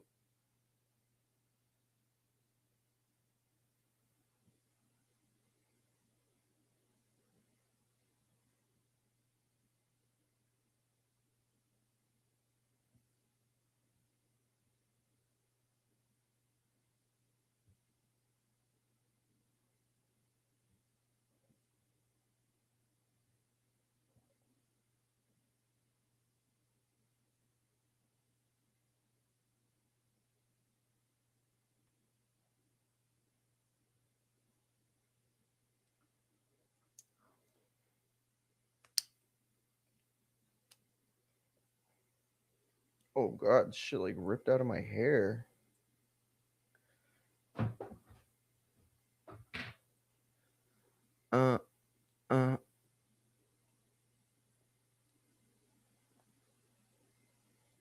Hey, what's going on, John? Appreciate you tapping in. So listen, we got wrestling right now. We got boxing at the top of the hour. All right. And then we're going to talk a little bit of MMA after that. So appreciate everybody joining me, whether you're on TikTok or YouTube, Twitch, X, or IG. Yo, people still hanging on. Yeah, shout out Ryan from the 6. Shout out the Boss OC. Appreciate y'all tapped in. So here's the thing, right? Here's the thing. I put myself in like WWE situation where they have Liv and they got her back, and you have all these stars, right? And Liv Morgan, Rhea Ripley, Io Sky's proven her worth. Asuka and Kairi Sane are incredible, obviously. And I really think Lyra Valkyrie deserves like Rookie of the Year for last year. or like newcomer of the year or whatever. So it's a lot of stars, it's a lot of talent, but just like no story, right? Like the whole Io Sky story was perfect. It was great. You had this idea of her wrestling family that she came over from Japan with, Asuka and Sane, being pulled away from them, like with Rhea, and like that whole thing. It was a really good story. It just, I mean, it was done. It's over now. Hey, shout out Danny. Appreciate you joining. I don't think that Rhea Ripley is being best served right now. In fact, I feel like they're using Rhea Ripley to like almost elevate everyone else. And that's again okay, but you have to keep the story straight. Like Roxanne Perez and Liv Morgan, you can't ignore that, their whole storyline, and then also include Finn. Like if she's still got problems with Finn, then she's got problems with Roxanne. That's just the way it goes. I mean, you can't have a situation where like you know what it would be like? It would be like if you're like, let's say you're dating a girl, right? And your best friend doesn't like her, right? And then like your best friend starts inviting this other girl over that for you to talk to, right? And he starts like, saying, "Hey, you should take her to move," or like, "Hey, we're gonna all go out. You should go. Let's go. Let's go." Blah blah. You know what I mean? And so then it's like the girlfriend starts to think, "Wait, this motherfucker's trying to replace me?" Because we know we both don't like each other. Bro, you're not gonna all of a sudden be cool with the girl and then be like, "Oh, Finn, I fucking still hate you." Nah, you're gonna hate the girl too. It just doesn't make sense. It just doesn't make sense. That's just the bottom line, dude. I can't make it any more clear than that. Let's see what else. Oh, Braun Breaker. Wow. Wow, wow, wow. What an amazing oh shit. What an amazing way to try to bring him back from the loss. You literally, where is this thing? You like literally had him go rogue, right? You had him go rogue. But my wonder is, does it work? Does this actually work? So I don't have the clip yet. Okay, I don't have the clip yet. I'll find it. But look, this is a picture of it. So Braun Breaker ran from the corner, or I'm sorry, from Gorilla all the way out to the front of the stage and hit that spear on Dragon Lee. Dude, that was devastating. Now he's done this move before. I want to say he did it to not Finn Balor. Who was it? For some reason, I'm like trying to imagine it. I'm seeing Dolph Ziggler, but I don't think it was Dolph Ziggler. But he's done that move before. Where I think he did it at Jey Uso. Now that I think about it, where he runs all the way down the thing and spears the guy. Now, I'll say this: that might have been like his third or second most devastating spears ever. And if you don't count the I Show Speed one, then it might be first. I Show Speed counts, but it's like, you're giving a lot there because it's like, oh, he's never wrestled. He got caught for the first time. There's like a bunch of stuff that goes into it. But this was the angle. Now, what you're seeing here, that was the shot, but they had a drone follow Braun down the ramp to the spear. Just an incredible shot, right? And this was what they needed. This is okay. So let me let y'all understand what WWE tried to, or let me make y'all understand what WWE tried to accomplish tonight. Okay. Hey, shout out to Sanchez 504. Shout out to Noe Bravo. Appreciate y'all tapped in. Link to join. Yeah, you could. Let me. Oh, good call. Let me do that. How do I? Hey Ash, appreciate you tapping in. How do you can I put the link to join in the like how do I put a comment? Ash, do you know how to put like something out like a comment like where they could like tap the link and join live on TikTok? I don't know how to do it. I mean, I know how to do it for TikTok, but I mean like the link for Stranger Things of August in the gallery. Hey, shout out Raul, appreciate you. So last week on Raw, Braun Breaker loses his first ever WWE World Title match to champion CM Punk, and after that happened, a lot of people were wondering what's next for Braun Breaker. Uh, it almost felt like he was in need of a full reset. It almost felt like he was in need of like a full like reset and like go home angle almost. Um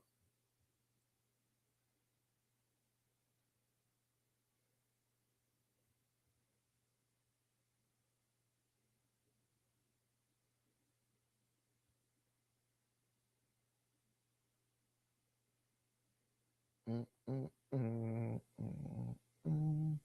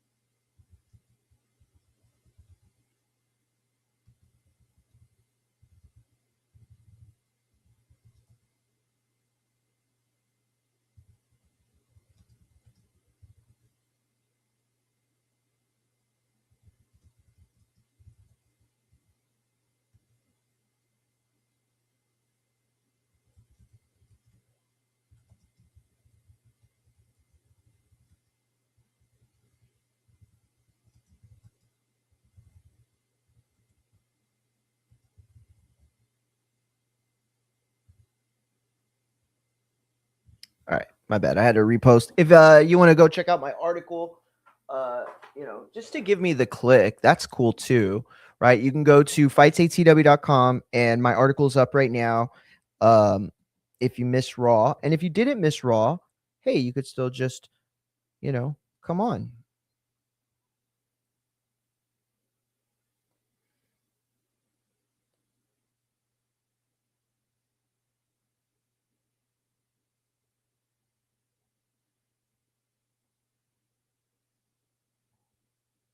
Okay, my bad, guys. Sorry. I have I'm my own producer, right? So this is how it goes sometimes. But anyway, Braun Breaker lost the title to Raw, or lost his title match to CM Punk last Raw, and the word around social media was, "What do we do with Braun next?" Now, there is an idea that Braun Breaker is going to come back and win at WrestleMania. Uh,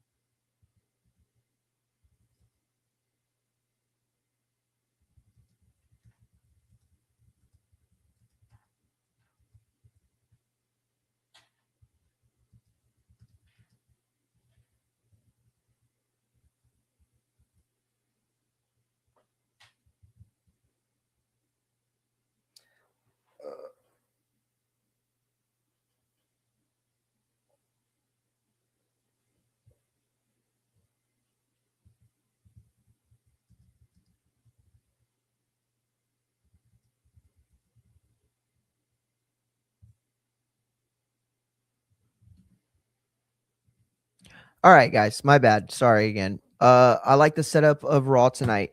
Shout out Matt, Machine Gun. Yeah, listen. I want to make it very clear, right? Last week after Braun lost, there was concern from fans that he may get shit booking after this, or they may try to like reverse what they did. It was like a lot of different ways. I think this was the best way to go, right? Why did we start getting into Braun Breaker in the first place? Hey, shout out to Monica. Appreciate you tapped in. Thank you very much. Shout out to Ash. Appreciate it. Hey, we got Texas 44 in the chat, champ. Appreciate you. You ready for that Texans game or what? We about to get this. What? Bro, we winning, bro. We winning. We stay winning.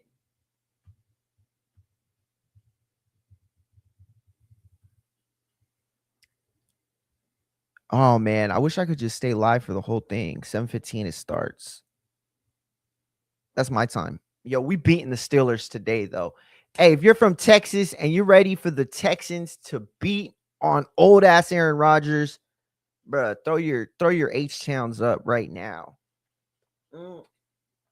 Anyway, back to the lecture at hand. So, the Braun Breaker tonight, the whole purpose for him and his booking was to essentially not rebuild, that's the wrong word, but to regain the heat that he had. Okay. So Braun Breaker made his bones off of being a badass.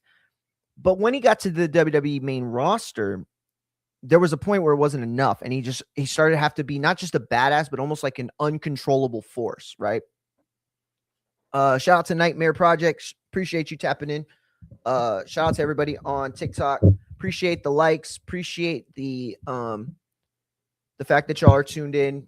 Very, very, very much appreciated. But look, they did the job today, right? Getting Braun Breaker in a position where he basically bitched Adam Pearce. I mean, he made him look like a bitch, bro. Like, real talk. When you grab a man by the lapels and you're like, listen to me, and you put him in the corner, bro, you're just Lil Broing that guy. You're just Lil Broing him. I mean, Adam Pearce, I mean, he lost all his manhood today. I mean, not according to me.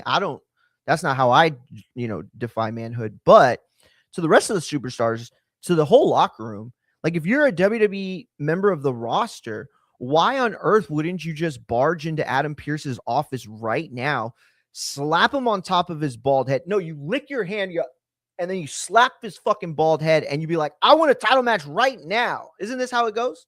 Isn't this how you get a title match? You just got to bitch you out, right? Because that's how Braun got the title in the first place, title match in the first place, right? Let's be honest about that.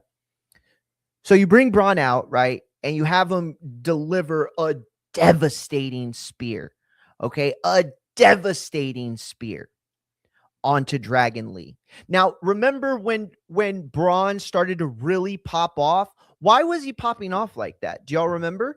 It was because he was landing spears like the one he fucking landed. That's why. That's fucking why. There's no other reason than that. All right?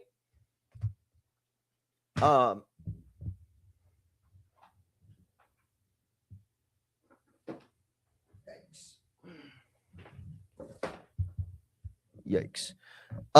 Hey, shout out to Toombrick. Appreciate you tapping in. Julian, thank you for being in there. KG Cool, appreciate you as well. Y'all are awesome. Who else came in? I didn't even see it.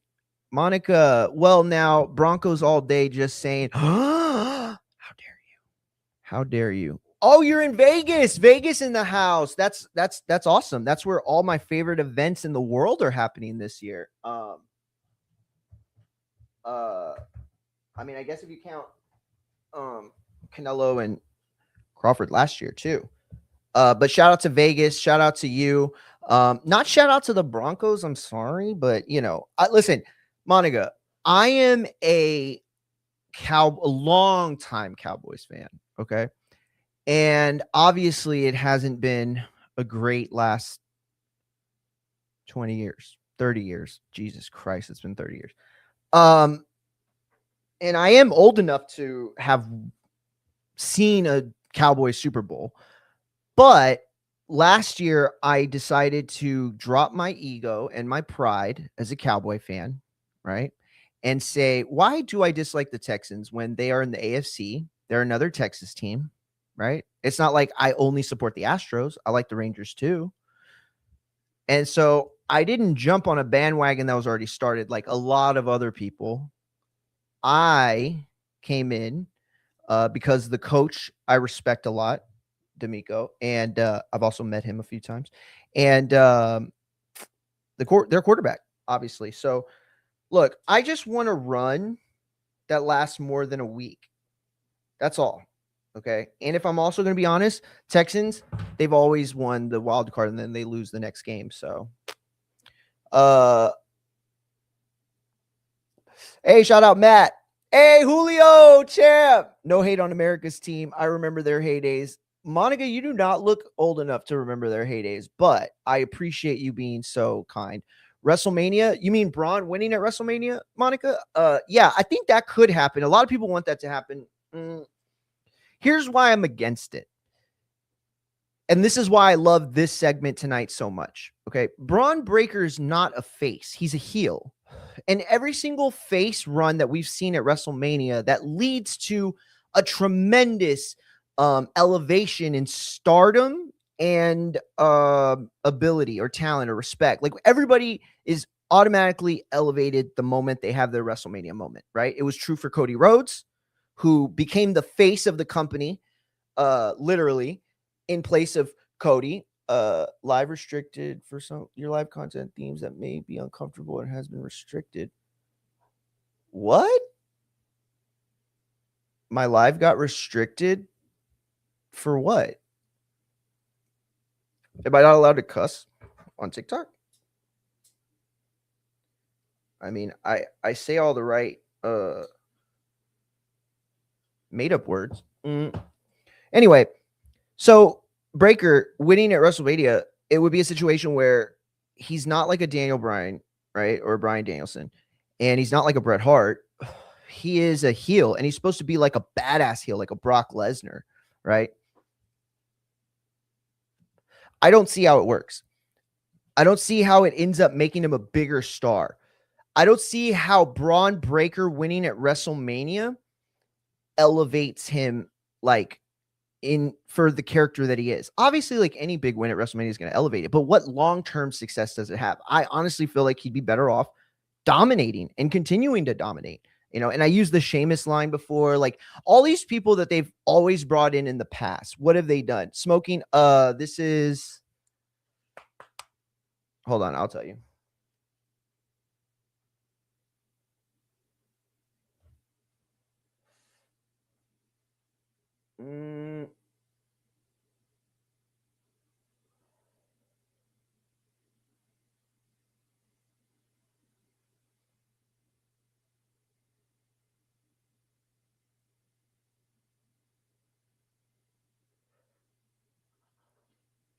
Okay, it's called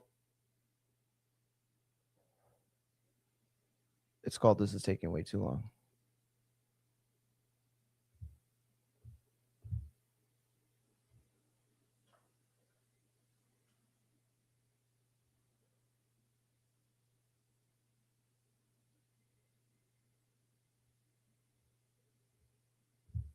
It's called Blue Raz Eclair. Blue Raz Eclair. It's not bad.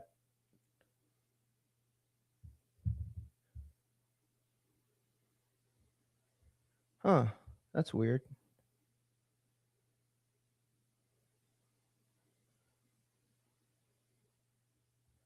Yeah. So anyway, hey, shout out to Jim. Appreciate you. Monica, thank you for the follow. I very much appreciate it. Shout out to Hannah. Appreciate you. Thank you, Monica, for the follow. I very, very much appreciate it. Gabs, how you doing? Appreciate you tapping in. So listen,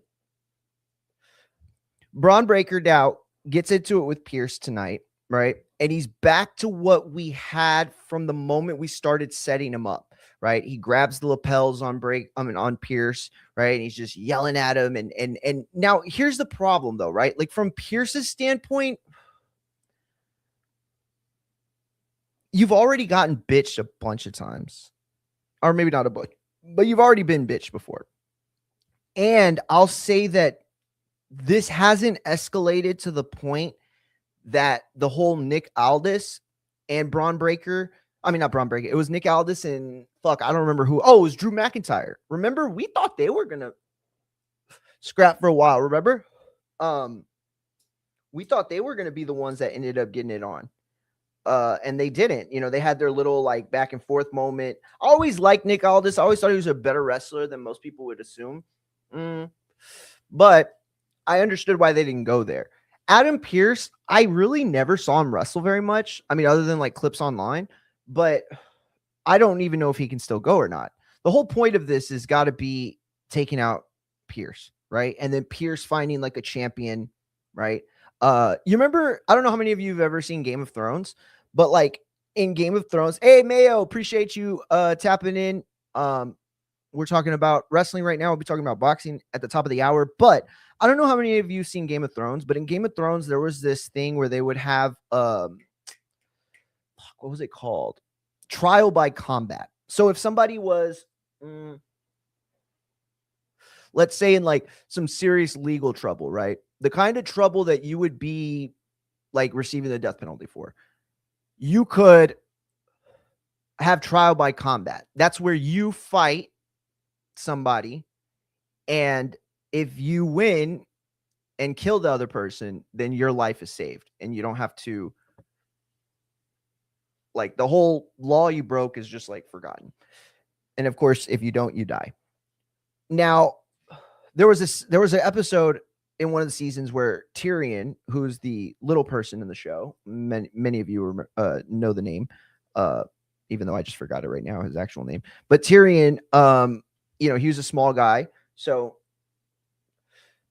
when it was time for his trial by combat, he picked a champion that would, hey, that girl, appreciate you tapping in. I appreciate you being on live. We're talking about wrestling. We'll be talking about boxing at the beginning at the top of the hour. So in Game of Thrones, he picks a champion, and this champion represents Tyrion. And so if this champion beats the other guy, kills him, then Tyrion gets to walk free.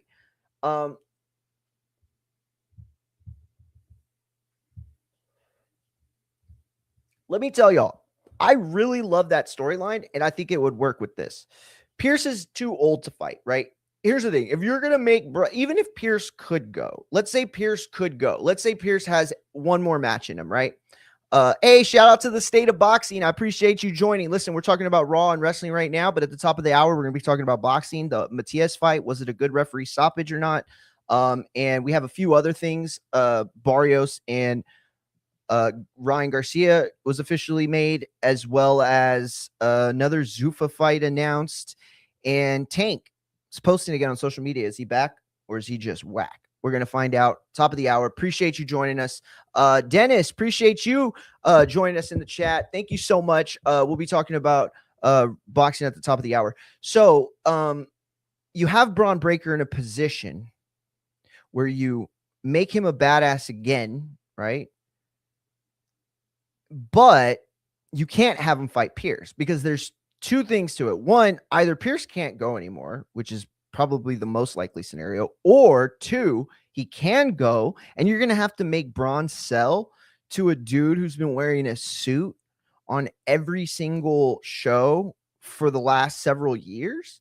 Like, I'm sorry, but it would be the same situation with like you had with Gunther and Pat McAfee. Yo, what the fuck? Where is Pat McAfee? Well, I guess it's football, right?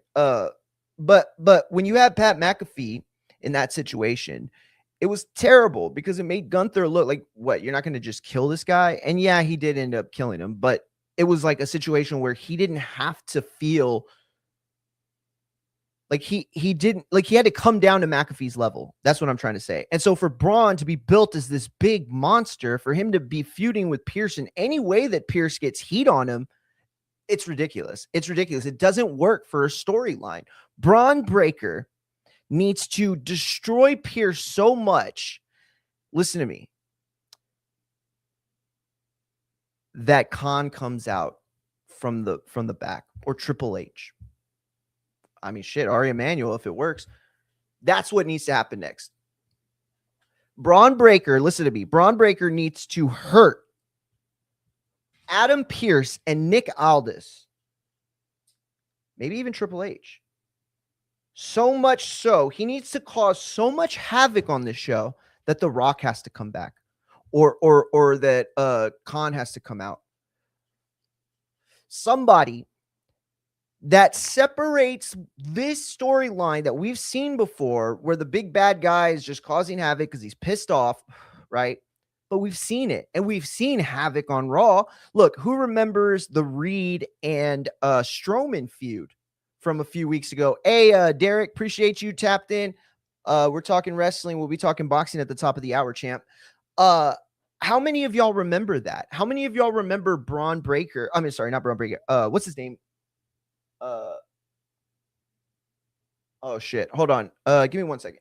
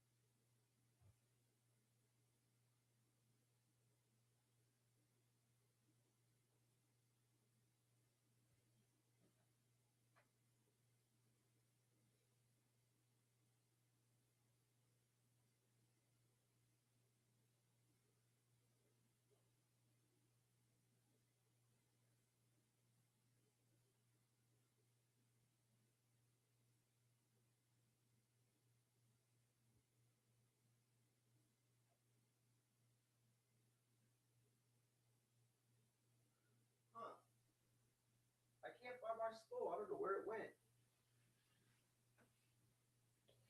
All right, sorry guys. Hey, shout out Derek. Appreciate you coming back. So anyway, Braun Breaker, Pierce, this whole thing has to go somewhere, right? First of all, you make Pierce look like a bitch every time somebody stands up to him, right? Every time somebody stands up to him, makes him look like a bitch. In this case, you can use it to help Braun Breaker get back over. It was a mistake. Let's be honest. Monday Night Raw last week was a mistake. Hey, shout out Ash. Appreciate you joining. Honeybee, appreciate you joining. Hey, Ava, good to see you again. Listen, there are times that we could play Monday morning quarterback. It's not fair. And so I'm not talking shit. I'm not saying, oh, Triple H made a fucking mistake or creative should have let Braun win. No, not at all. What I'm saying is Braun shouldn't have even been in that position. If you weren't ready to put the belt on him, then you shouldn't have given him the title match. Here's the thing. Even if you were going to give him the title match, it shouldn't have ended that way. You had Punk beat the whole Vision, essentially. Yes, the Luchas came out to help, but Braun Breaker was exposed in that match. Exposed in the sense that he couldn't win a fair fight. But he's so not on CM Punk's level is he couldn't even win an unfair fight. With every single distraction, with every single interference, the percentage and the chances that Braun Breaker would win continue to go up. If you could live bet on wrestling, what you would have seen in the last segment or the last third or the finish of the match is Braun Breaker's percentage points going up, meaning that you would get less money betting on him at that point because he's so much more a favorite than he was walking in. And yet he lost. And what does that tell us as fans? What does that put into our heads? Hey, shout out to Dick Jenkins. Shout out to Lewis. Appreciate you. tapping in. What does that tell us as fans? That tells us that Braun Breaker's not ready. It tells us that Braun Breaker isn't ready. And what on earth would make us think he'd be ready by WrestleMania? And again, this goes back to what Monica said, right? Is WrestleMania the good place to put it on him? I don't know. All I know is that once upon a time, Shawn Michaels was not ready to be the champ, and he lost. Despite the fact that he won the Royal Rumble, he lost to Diesel at that WrestleMania. Fast forward a year later, okay, and he has won the Royal Rumble back to back, first person to do it. An incredible feat. By the way, the first time he did it, he was number 1, right? So wins the Royal Rumble, goes to face Bret Hart in an Iron Man match, right? The first of its kind on WWE programming at that point, right? 1 hour these guys were going to go. And to prepare, do you know what Shawn did? Shawn went into a full training camp. Oh, y'all don't remember? Y'all don't remember Jose Lothario fucking working the mitts with Shawn? Shawn hitting the heavy bag. Y'all remember that? Oh, y'all remember Shawn doing the Jean-Claude Van Damme sit-ups where he had his legs over the pull-up bar and he was doing reverse sit-ups from like making gravity his bitch? Oh, y'all don't remember that, huh? Because I remember that.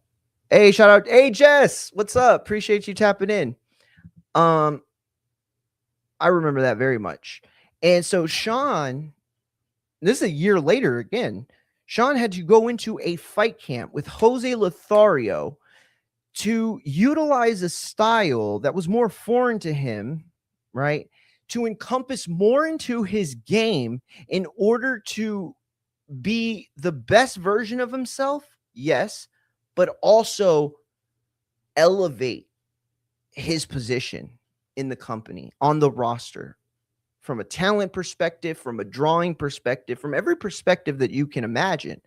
And he did it with success, right? But I think it worked because of the boyhood storyline. The boyhood storyline. And that encompassed Jose Lothario, right? Person who grew up or lived in Texas for a long time, and Shawn being from San Antonio, and talking about watching and seeing Jose Lothario. That storyline works. So when you see Shawn, who's played a heel like the vast majority of his career, right? When you see that, you say to yourself, what? While he's wrestling a guy like Bret Hart, who's been a face almost the entire time leading up to the world title shot, both of his title reigns, by the way. But everybody cheered for Shawn. Some people cried for Shawn as he held that belt in his hands and he looked down at that winged eagle and he cried. I mean, that image is iconic. I know that y'all know that image. Man, I have the WrestleMania thing. It's the cover. Look, check it out. I just forgot I had this.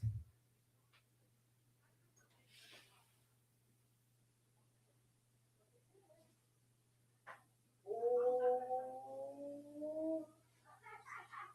I just want to show them online. Thanks, Mom. Yo, Cal, are you still there, Cal?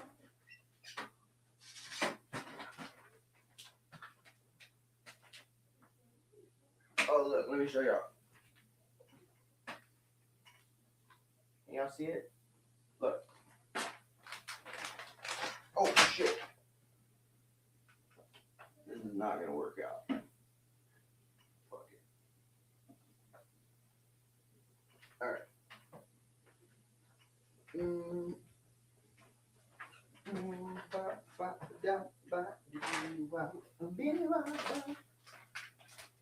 Yo, Cal, are you still there? I fucked up, Cal. I fucked up. Hey, shout out to user 8145. Appreciate you for joining, champ.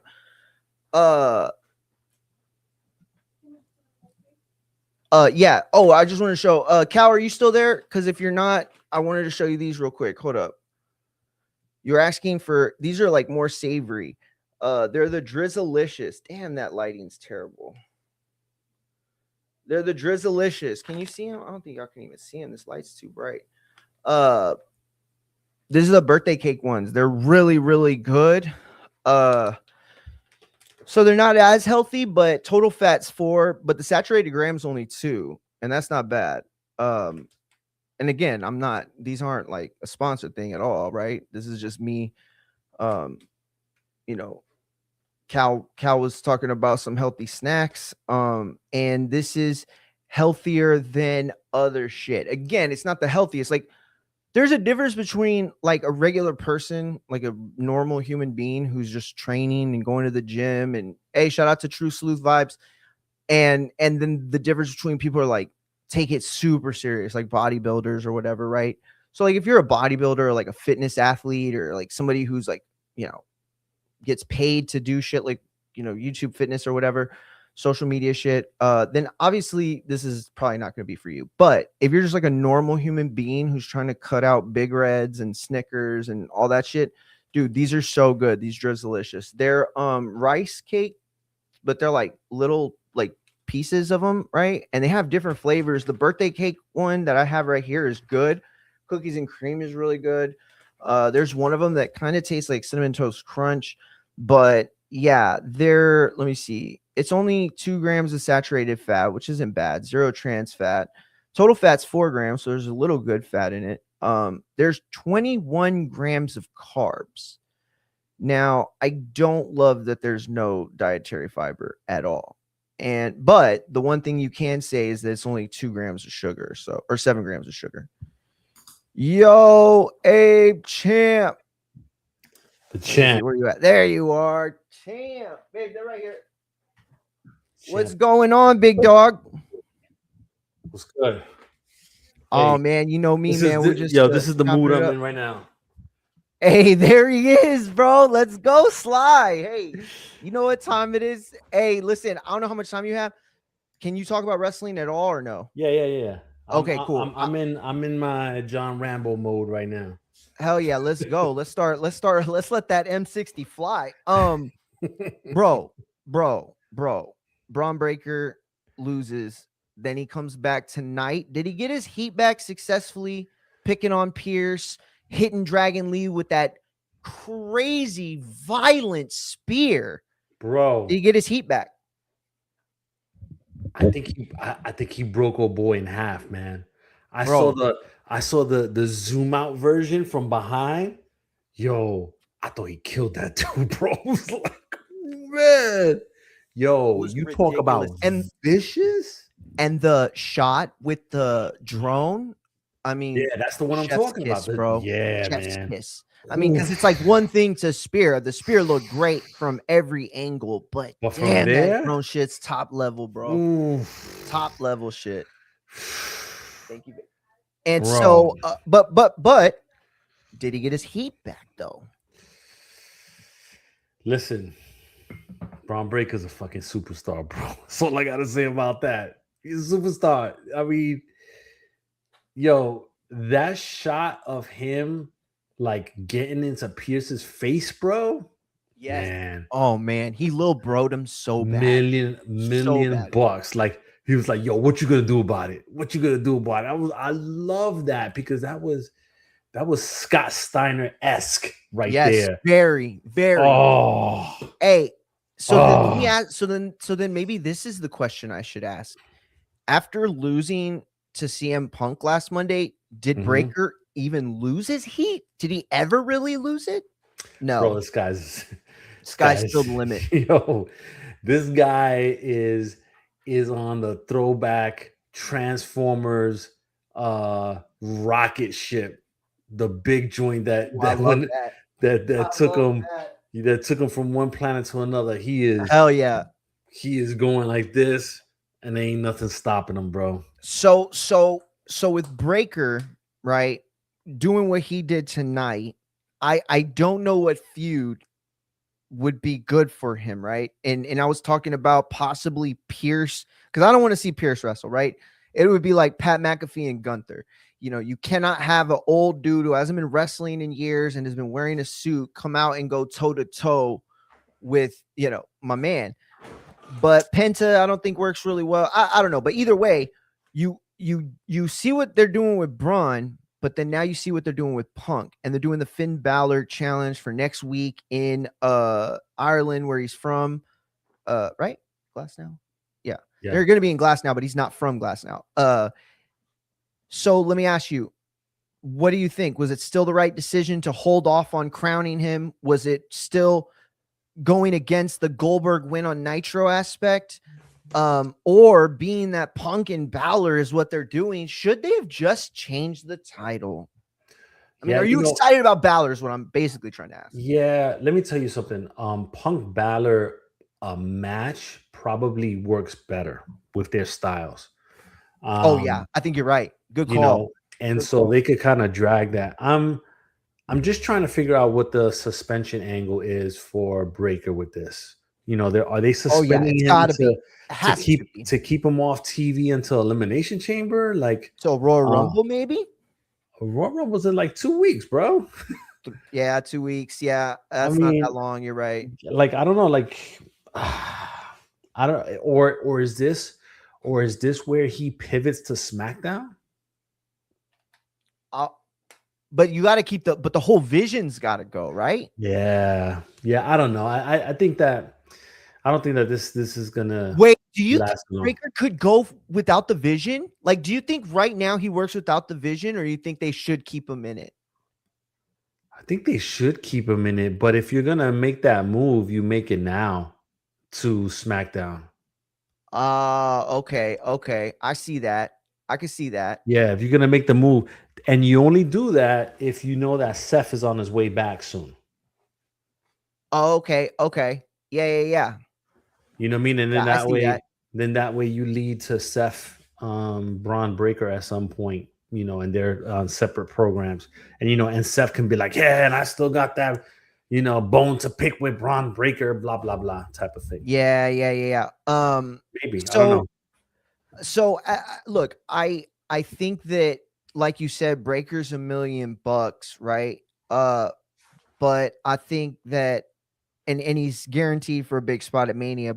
But Drew McIntyre, on the other hand, I'm not sure. I don't know why. I don't know what to make of this. And to set you up, you and I had talked about it, rumors, and obviously this is all just rumors. Mm-hmm. Speculation was that Roman and Cody was going to go down part 3, the trilogy, the Rumble in the Jungle type-ish at Mania, and we were going to get Punk and Braun on the other side. Now with Drew as the champion and Braun not as the champion, what do you think is going to go on with Drew? Will he have the title come WrestleMania? And is Drew now a legitimate penciled in for a top spot in Mania? I think he is, man. Yeah. Even though I still don't believe that. Look, Drew is a great athlete, great wrestler, Mike and all that. I still don't see him as a top guy, though. Me neither. You know what I mean? He's a great second guy, not a top guy. He's a good B-side. Yeah, and so I could see him being night 1 main event. I think if they're going to put him in the title picture, it's got to be with Cody and or Roman. And so I can't see him like being a night 1 guy. I mean, because here's the thing. Can you do Cody Roman without the belt? I think you can. I do too. I think it's not the easiest way to get there, but I do too. I think you can. I think you really can. And yeah, I think you can. And you can even make it not the main event.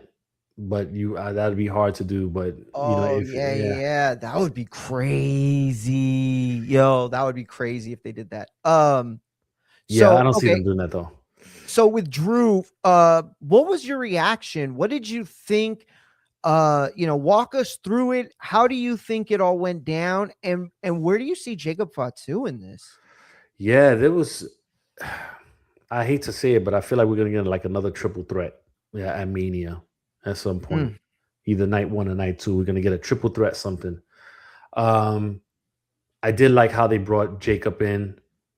I did like how Drew McIntyre slithered out almost like a Jake the Snake back in the day. He slithered out the ring with the title. Yeah. I did enjoy the whole setup.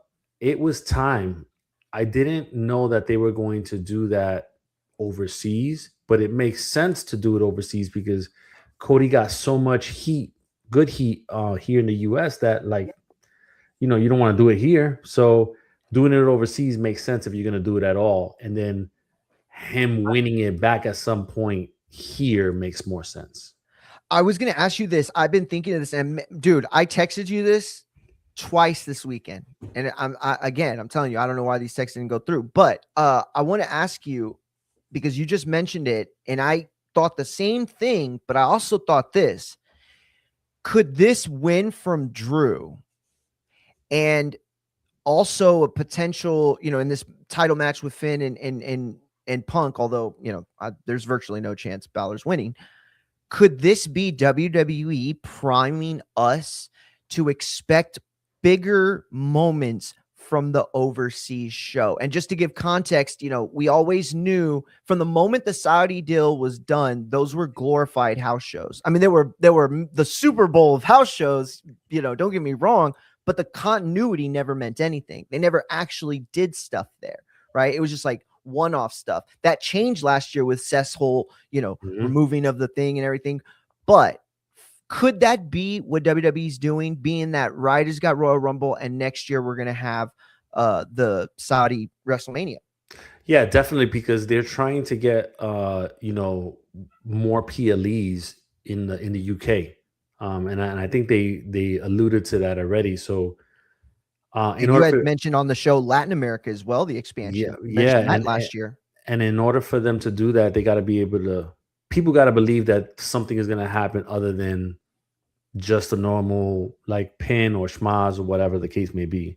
And look, the Drew and Cody thing, they did it like 3 times during the house shows during the holiday season, right? So like they had time to practice, how that was going to look. So when we finally got it on TV, then it worked because they had time to try different things on those house shows. So no, you're absolutely right. You're absolutely right. So the house shows they got their Cody and Drew fix, but overseas actually got the title change. So were you aware? I put this in my recap, but were you aware of the 11,000 tickets sold for a house show following Drew McIntyre's win? Now, I mean, to be clear, not all 11,000 sold in that moment, but a massive number. I think it was somewhere around 40%, maybe a little less, of all sales came following Drew's win.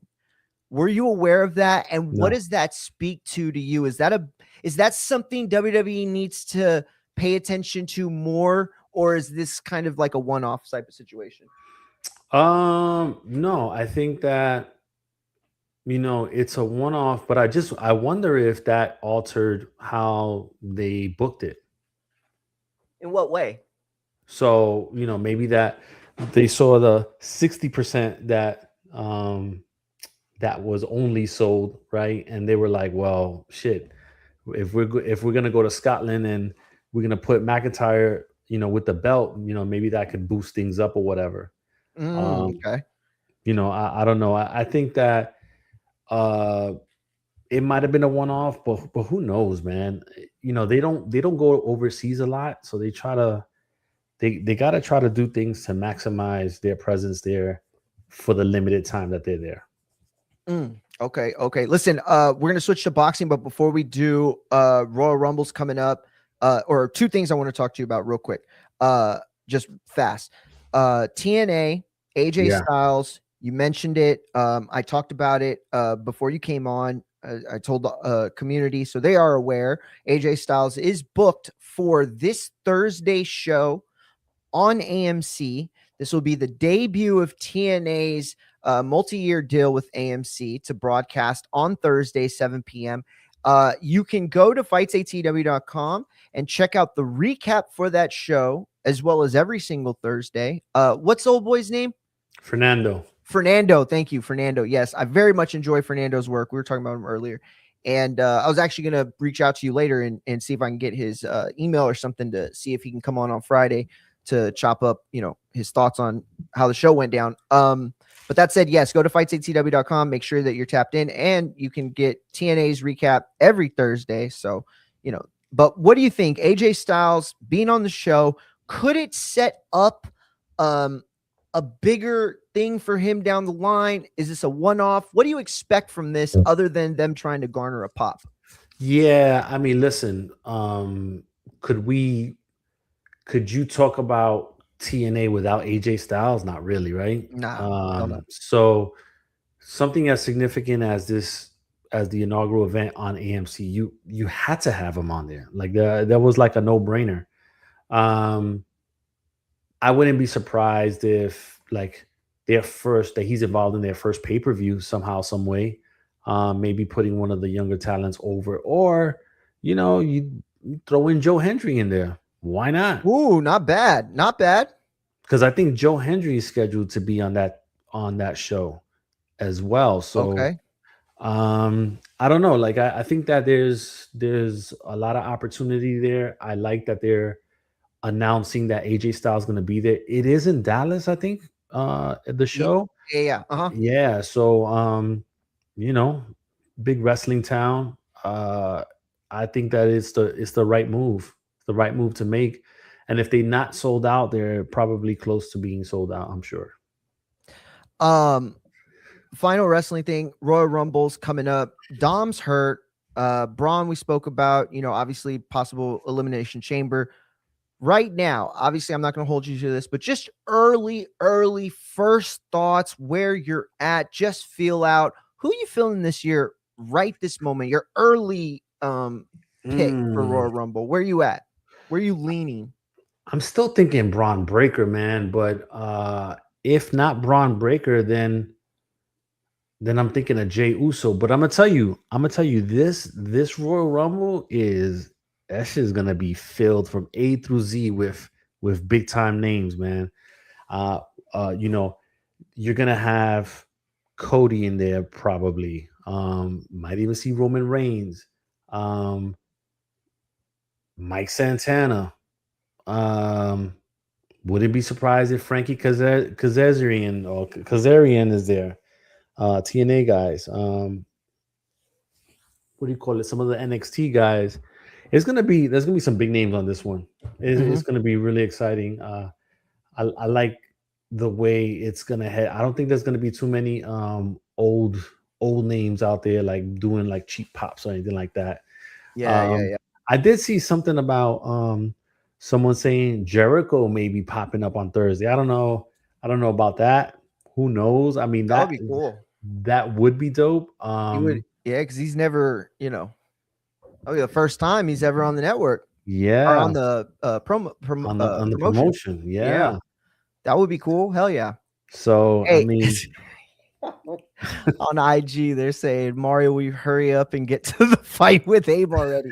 I got it, champ. So okay, listen, and that wasn't to cut you off. That was just funny. That's my pick. Matt says Y2J on TNA. Yo, that would be nuts. This is the first time I'm even thinking about it like that. He also said the WWE needs to bring back the house show market like they've started for this year. Yeah, Matt and his bro Mex Abe are going to the Fort Worth show, the house show that's there. Mex bought the bro and the kids tickets, dude, for Christmas. So Mex's brother of the year, if you ask me. There will be a ton of old names in the Rumble. It's Saudi. Yeah, let's dust off the Shawn Michaels gear and no, I'm playing. But listen, Abe, everybody's here on the chat. They want to know. We talked about it earlier. In fact, UK Rob hit me with the quotes from the ref. And I was like, where did these come from? Because I knew you were working on your article, but I never saw it posted. And I had the website up. Yeah. So he hit me with the quote, and I'm like, oh man, someone got Abe, dude. I was like, fuck, that sucks. And I was like, hey, where did you get this? And he sent me the article. I was like, oh shit, my bad. I hit refresh and it popped up. But listen, we did go over some of the quotes. Oh, Lubbock, thank you, Mex. Not Fort Worth, Lubbock, thank you. We did go over some of the quotes just a bit ago. And I do really real quick want to refresh the conversation for those that weren't on earlier. This past weekend, Smith-Matias lost to Callum Smith. No, Dalton Smith. I mean, Dalton Smith, my bad. Dalton Smith in a fight that, I mean, it was a shocker. It was a great fight. I mean, the narratives heading into this thing were amazing, right? With Matias and the, Clenbuterol stuff and all that. And so referee Ricky Gonzalez is who Abe spoke to. You can go to that article right now on fightsatw.com. Okay. And check it out. Very, very great work. I got to read it after my recap.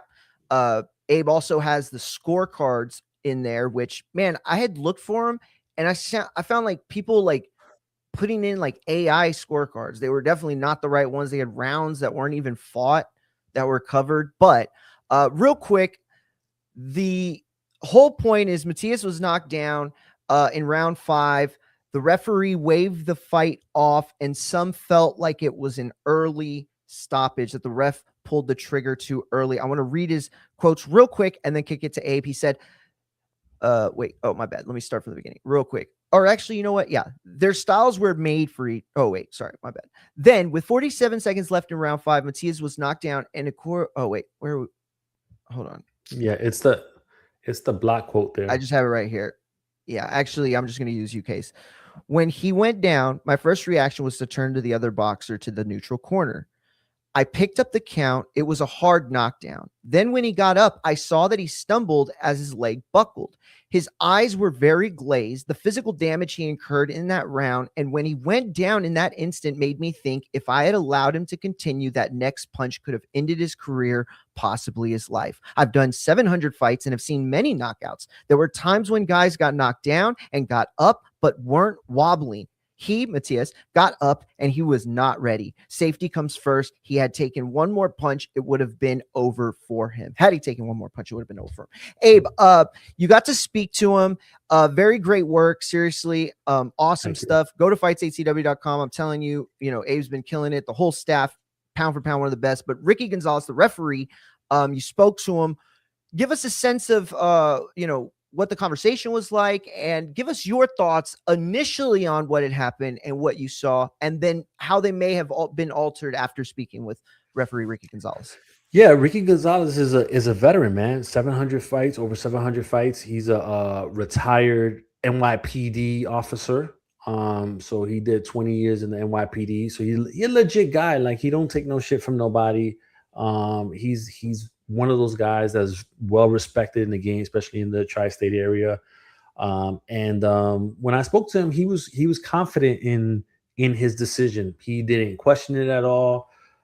He was like, yeah, man, like, I looked at him and, he just wasn't right. And I had asked him, I was like, yo, so, did anybody come up to you like right after Matias, they said, it's over, whatever. He was like, nah. He was like, I stayed in the ring because he's required to stay in the ring at least until one of the fighters leaves. He was like, wow, I never knew that.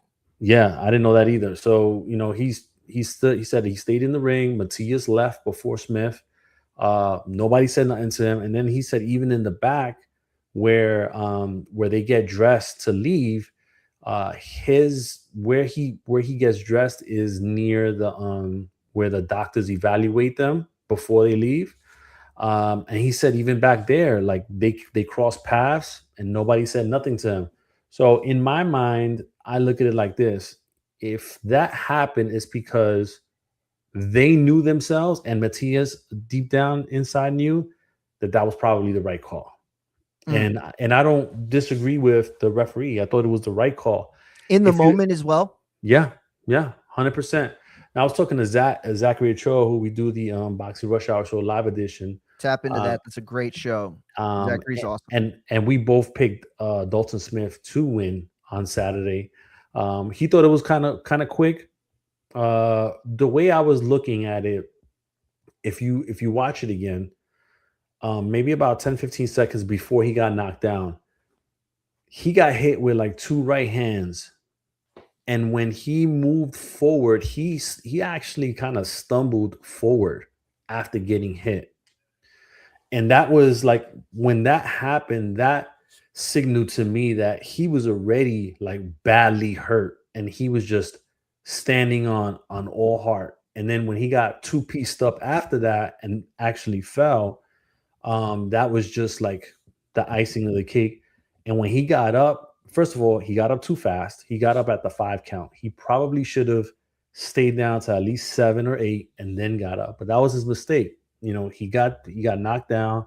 He got back up right away, or tried to, and then stumbled back. And then he just wasn't there. He wasn't there, and the referee called it. Like, I don't disagree with the call. I think it was the right call. Some folks were saying that, you know, like Matias was coming on. I saw some writers say that. Honestly, like from the beginning of the fight, if you watch it like really closely, like Smith was tagging Matias hard from the start. And if you watch it, he actually like charged towards Matias when the fight started. We talked about that. Yes, it was an incredible game plan and strategy. I think Dalton Smith's team understood that there were only a few fight scripts where he, you know, keeps the momentum and dominates the fight. And that was one of them. Coming out early, fast, not letting Matias get settled, not letting him get into a rhythm, because Matias started getting back into those firefights. Listen, I disagree about the premise of anybody suggesting that Matias was coming on and it was like a knockdown. There's like a flash knockdown sort of thing, or even the notion that stopped him from winning, or he was on the way to win or something like that. Not at all. But I do think it is worth mentioning Dalton Smith got tagged plenty himself. You know, you saw the picture that Mauricio Suleiman posted following the fight, and he was tagged. And a lot of it was him staying in the pocket, him staying in a range, not even trying to get out of the way, really allowing Matias to hit because he felt his offense would match up better in the end. And he was right. That said, Abe. Oh, and hold on. And let me tell you this. Go ahead. I'm sorry. Go ahead. And real quick, it was right after the 3rd round. I had texted Zach and he got it. I said, Matias may be winning the battle, but I think he's losing the war. You know what I mean? Yeah. And 2 rounds later, he got finished. But I just wanted to say that. No. First of all, I forgot to read Mex's. He said the doctor saved him, and Onslaught would have followed. He would have been able to defend himself. Yep. And then Matt said it really, really well right here. Matias was getting beat at his own game. That was a red flag number 1. Yeah, man. I think red flag number 1 for sure, but green flag on Dalton Smith's side was the way he decided to start that fight. Now, Abe, I want to bring your attention to this because I did have a problem with the stoppage. It wasn't that I had a problem with him stopping the fight and the decision to stop the fight. It was the manner in which it took place. Okay, so I have seen this only on Saturday. We're going to replay it later. But the way I saw it in real time, and I felt like if you don't watch it on slow-mo, it's very different in real time. Okay. But what I saw was hesitation in a decision to stop a fight that he thought was over, and then allowing time for a benefit of the doubt that he didn't give him. So let me explain. In boxing, when a fighter breaks or beats the 10 count, okay, there's a decision the ref has to make whether this guy is able to continue or not. Okay. And in those moments, they will ask them to come forward. They'll wipe their gloves just to keep an eye on them still. I mean, that's not the reason, but they'll use it in that manner. The ref did not afford Matias any of these things. And again, maybe he would have still stopped the fight and believed that Matias was hurt. But the way that I feel is that when you're in that position, it is impossible to know what the right call is, right? Every time. But protecting the fighter is the most responsibility you have, right? It's the biggest responsibility. That said, isn't there also a responsibility to gain as much info, as much data, as much information, as much evidence as you possibly can? Wouldn't it have been more prudent? Wouldn't it have been better for his decision to have Matias respond to a question or two, right? And to at least check on him. But as soon as he got up, he was ready to wave it off. So either you wave it off there and, he didn't beat the 10 count properly, like he wasn't on his feet, right? Because you can't be stumbling up, right? That doesn't beat the count. You have to be on your feet set. So either give him the 10 count victory or wave it off immediately. But that split second hesitation allowed for this controversy that shouldn't have been a controversy, right? And here's the other part of it real quick. Matias getting the opportunity to say, yes, I'm ready to fight. I want to fight. And the ref still calling it off and saving him allows for a certain dignity when you are not fully sure if this guy could continue or not. We've seen the Castillo-Corrales fights in the world. And then there's some in MMA with Congo. So what do you think of those 2 points? Yeah, first of all, on the last thing with the Castillo-Corrales, I saw that Jack Reese went on record to say that if that fight were to happen today, it would have been stopped, like way before that. I think that... Wow, that's a very big statement. Wow. Yeah, and so I think that you do the things that you're talking about if you're not confident in making a decision to stop the fight. Okay. So like if you are on the line and you're like, should I stop it or shouldn't I stop it? Well, let me see how he reacts to my commands, and I'll give him a little bit of rope, but keep it real short. But if you've seen a guy and it's over, then why are you gonna even do all that? Like, there's no point of doing that. Like, you're confident at that moment to say, nah, he's done. And remember, this guy is within, for the most part, arm's distance from these guys. He is hearing and seeing how these guys are taking punches better than anybody in the ring, right? That's a different perspective. That is a different perspective, and how he's hearing the gasp, in the middle of somebody getting hit to the body. He's hearing all those type of things. So, he looked at him, and when he looked in his eyes and given the body language, he was just like, nah. Because I honestly, looking at the way he got up, if he would have let it continue, Smith was coming with a right hand right from the start, and he would have punched. He would have knocked him through the ropes, bro. And then you would have said, "Oh, he waited too late," and that could have either damaged or ended Matias' career. Like, we've seen that before as well. So no, you're right.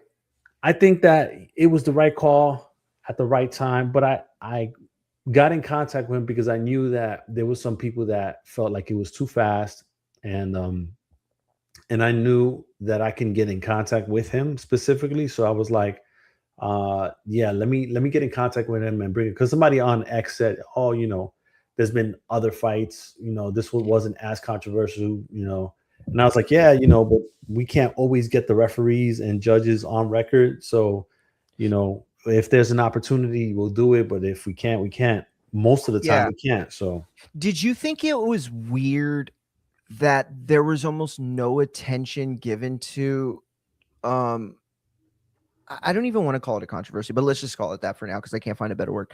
On the broadcast itself, like, I felt like they did very little to even acknowledge it, really. And again, I'm not even saying it was a bad stoppage, not at all.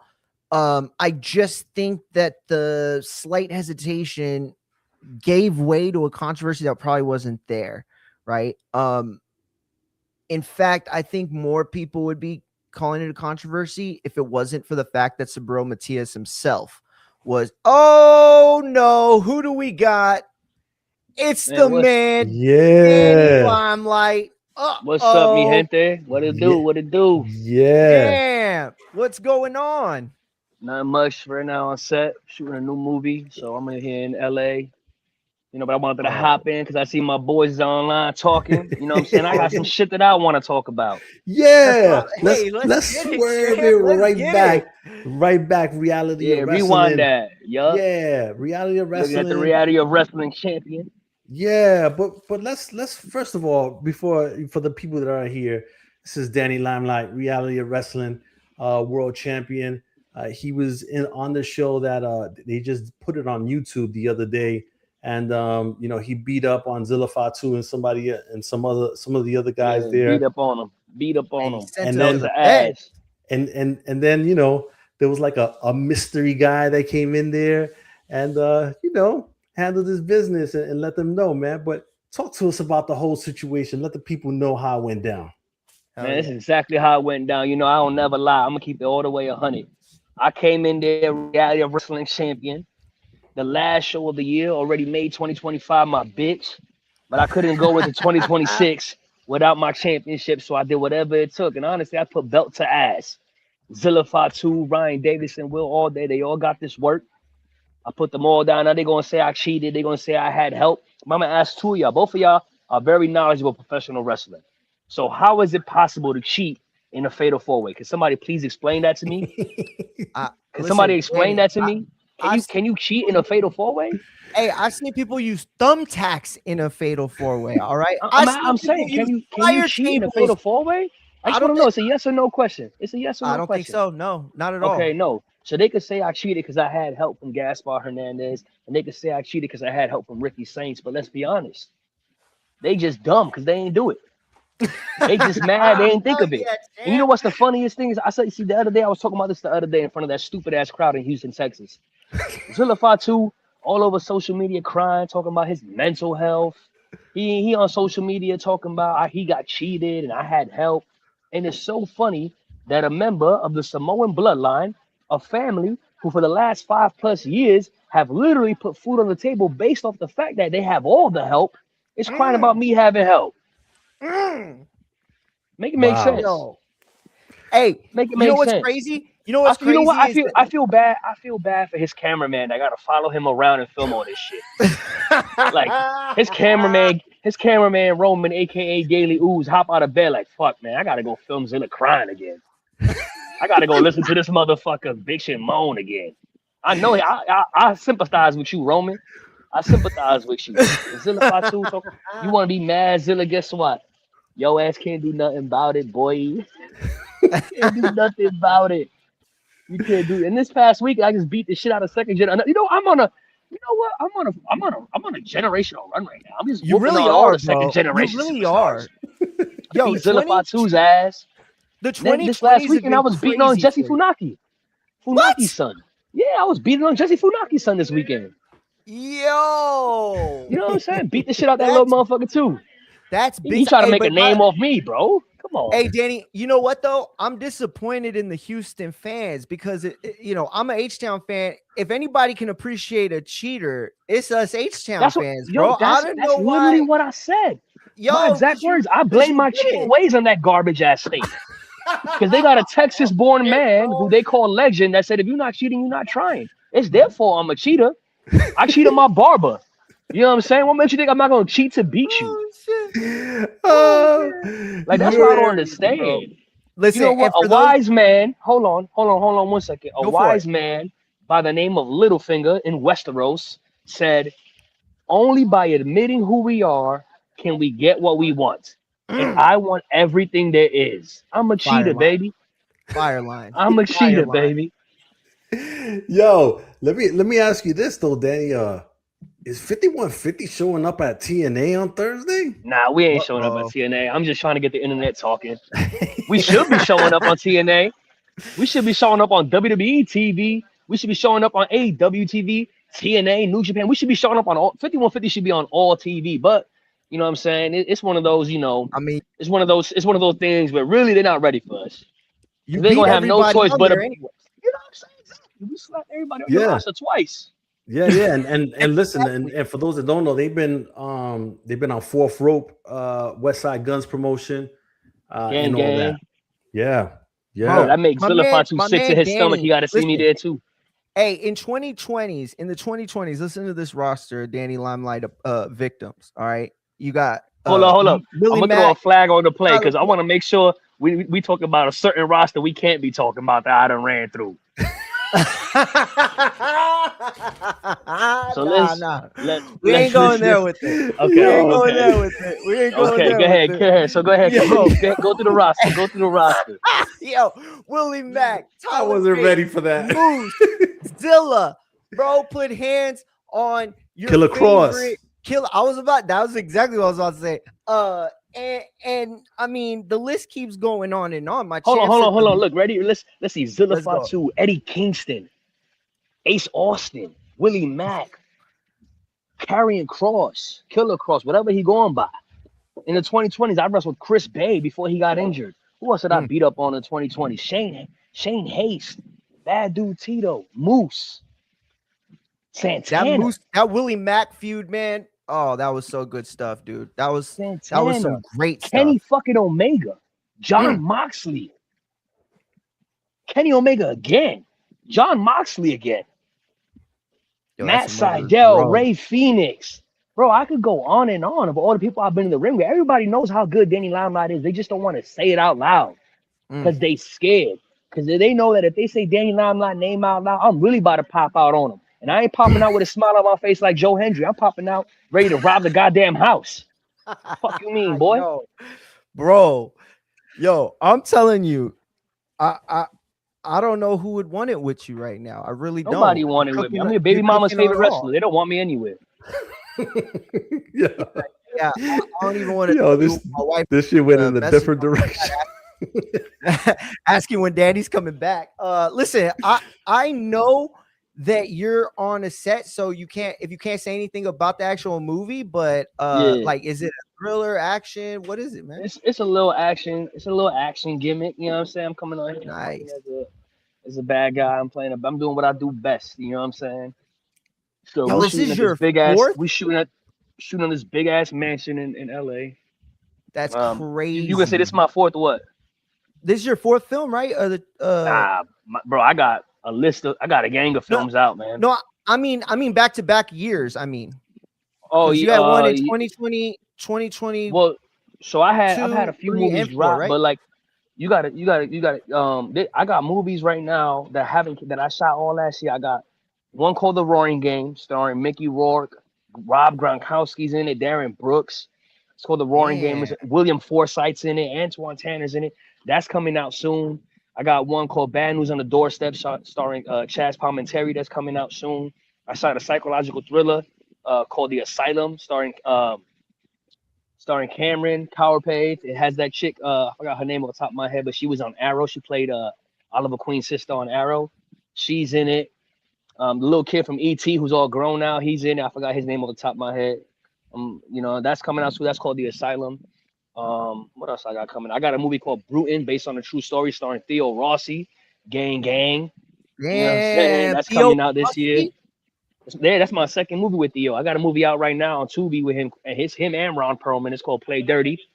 Yo, I love Theo Rossi. I love Sons of Anarchy. That's my dude, man. You know what? Theo Rossi's a huge wrestling fan too, bro. I've seen him on here. I've seen him on stuff talking about it. No shit, for real. Yeah, he's a real wrestling fan. He ever get to see you live yet? Nah, he hasn't. We trying to plan something out though, for sure. I'm trying to make something shake. That would be fire. Yeah. He's so good at.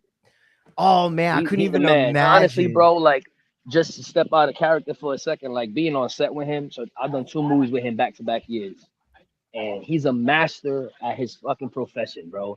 As an actor, he all the choices he makes, the way he delivers his lines, that's all top tier. But when you talk about behind the cameras, he knows everybody's job. He understands the camera work. He knows what the director wants. He learns everybody's name on set. He's a super duper Like the professional. crew, like the production crew, like the fucking production crew. He calls them by their name. Mm. Yo, I give that man. that's- Oh, he's the quarterback that you put on the team. Like he's the man. It's been a pleasure working with him. I've got to work with him on 2 films, and I learned so much. I learned in Yeah. front of the camera with him because both my scenes are with him in both of the films. But I also learned behind the camera just how he moves, how he operates. Man, he's dope. He's the man for real. He's the truth for sure. That's what's up, man. Yo, Danny, what we got coming up on the wrestling side, man? What you got coming? Yeah, man. I got this Friday, Santino's Bros 5150. About to come step on some necks. I got that. I got Reality of Wrestling next month, February 7th. Continuing the era of Danny Lime Lizzo. You know, we got Championship Wrestling, you know, Gotham City Wrestling. We still do United Wrestling Network World Tag Team Champions. Got a lot of shit happening, man. You know, I'm on the hook for another film shooting in end of February, March. I'll be flying out to Rhode Island to go film another film with my favorite director, Tommy DeNucci. Shout out to my boy Tommy. Damn, your agent working overtime. These direct bookings, baby. Direct. Oh shit! Direct bookings. Direct Keeping bookings, all baby. the money in the house. Hey, I know it's a lot of wrestlers on Twitter and a lot of wrestlers are posting about little film shit they say they doing, but I really know what it is. And we working over here. And I got my film Family Ties that I wrote, produced, starred in, directed by Matthew Raymond. It's called Family Ties, a short film we shot in September. It's in post-production right now. Looking to hit the Chinese theater this summer. Yeah. Yo, and just a heads up, that Friday show, January 16th, the Santino brothers present live pro wrestling, SB Fight Night. And it is going to be at Azusa, California? Yeah, Azusa, California. Azusa, California. From LA. Yep. Hell yeah. Yeah. I appreciate y'all. They pulling everybody back to set. Hell yeah, so champ. Keep grinding, bro. Appreciate you, bro. I'm gonna holler at y'all. All right, Hell man. Yeah. All right, peace. Bro, Danny Limelight, the champ, bro. Look, he just come in and shake it all up, bro. He done gave us like 10 clips in 10 minutes. You know, he's wild. He said some wild shit about some. You know, he said, Roman, I feel for you, bro. Oh man, that was crazy. Abe, I know you didn't have a lot of time, man. So did you got to jump or? Yeah, I'm about to go pick up my son, man, and Boogie and stuff. So champ, I appreciate y'all. FightsATW.com. We appreciate you, man, for real. Thank you for your work today. I'm glad somebody reached out to the ref. I'm glad that we got that story. And so on behalf of all the boxing fans, thank you for that work today. Yeah, no, I appreciate it. And then on the website right now, my man Adam Forsey got an exclusive with Eye of the Tiger Promotions boss Camila Stefan. He was talking about Arslan Beck. Makhmudov. He may get the Tyson Fury fight next. So something to look at. We got the Netflix WWE Raw numbers from 2025. That's up there. Ryan Garcia versus Mario Barrios announcement on the DAZN pay-per-view February 21st, Las Vegas T-Mobile. That's on there.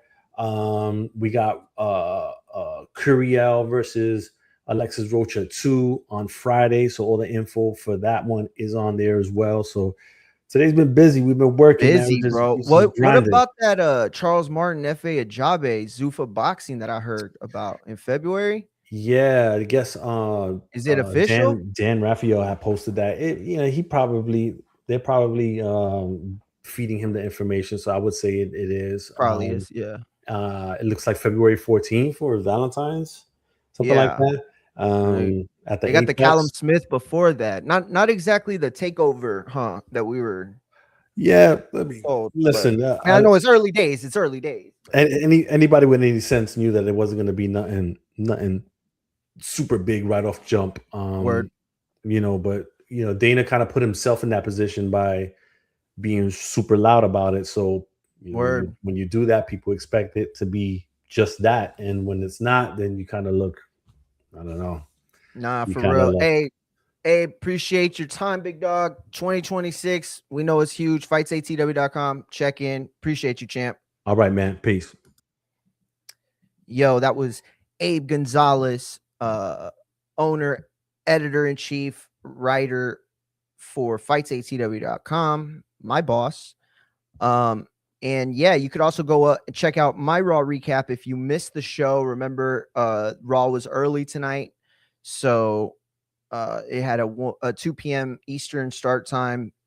Finished about an hour or two ago, and so the Raw recap's on there as well. Real quick, the last thing I'm going to say about this Matias thing. By the way, we're going to have to jump off of IG. I'm sorry, not IG. We already dropped off IG. I'm gonna have to jump off of YouTube. If y'all can go to Twitch or X to continue following the show, it's at InfightingFX. The same thing it is on YouTube, the same thing it is on Twitch, same thing it is on X, same thing it is on TikTok. So if y'all could go to one of those two for everybody on YouTube, I'd appreciate that, because we are gonna have to jump off YouTube so I could show some of the clips that I want to show without them fucking, banning my shit in like 9 countries. So look, the last thing I want to say real quick about the Matias stuff, again, I don't want to make it sound like I thought it was a bad stoppage. I really don't. I can't say that based on everything that occurred in that last segment that the smart thing or the responsible thing was to allow the fight to keep going. I don't think you can make that argument at all. I think you can make the argument that, that wasn't like it wasn't like clear cut he's done, right? Because clear cut he's done, he doesn't get up. And if he does, he falls right back down. He stumbled upon getting up, but did he beat the count? See, again, that's my only problem, is when he got up, was he up or was he still in the process of getting up because he was stumbling around? If he didn't make it to his feet, then that's a 10 count and that's a KO. Okay. And I just feel like if you're going to give him the moment to get up, right? If you're going to allow that and say he beat the count, then giving him 5 seconds to assess further, I don't think is out of the question. And I can't see how, like, if the argument is like, oh, he thought he was done for sure. Okay, well, then why didn't he wave the fight off immediately? Do y'all remember when Sergio Martinez one-shotted Paul Williams? Do you remember the referee counting? No, because he fucking ran in and he knew the fight was over. He fucking grabbed him. He was like, right? And so in those moments, in moments like that, the fight's over. The referee counted, he counted. He didn't think Matias was done for sure. He counted. So then he gets up and he gives like a split second hesitation before calling it off. All I'm saying is the hesitation was unnecessary. The hesitation caused what should have been a KO victory to be somewhat controversial. Because again, I don't think it was the wrong call. I think it just didn't proceed in a manner that was the most responsible, right? I don't think there's anything wrong with allowing Subriel Matias or any other fighter in that position the chance to say, I want to keep fighting. And then the referee decide then and there, no, I'm going to protect you. I think that if you stop it as a ref in that moment, it's because you don't want there to be any, challenge to your authority or your call, right? You don't want your judgment challenged. And that's exactly what happens, right? For those that don't know, I umpired for several years out of high school while I was in college. I played baseball. I walked on to my college baseball team my freshman year and got redshirted, got put on the practice squad and decided I was done. But, it's hard to just give up baseball. So I started, doing umpiring. And so I joined TASO, the official organization for umpires in Texas, and started umpiring high school ball. And I started moving up the ranks, started with freshman JV, then I went to varsity, then it was like varsity 3A, then it was varsity 4A. And so there were a lot of people that thought I'd be pretty good at it, thought I could do it to the college level.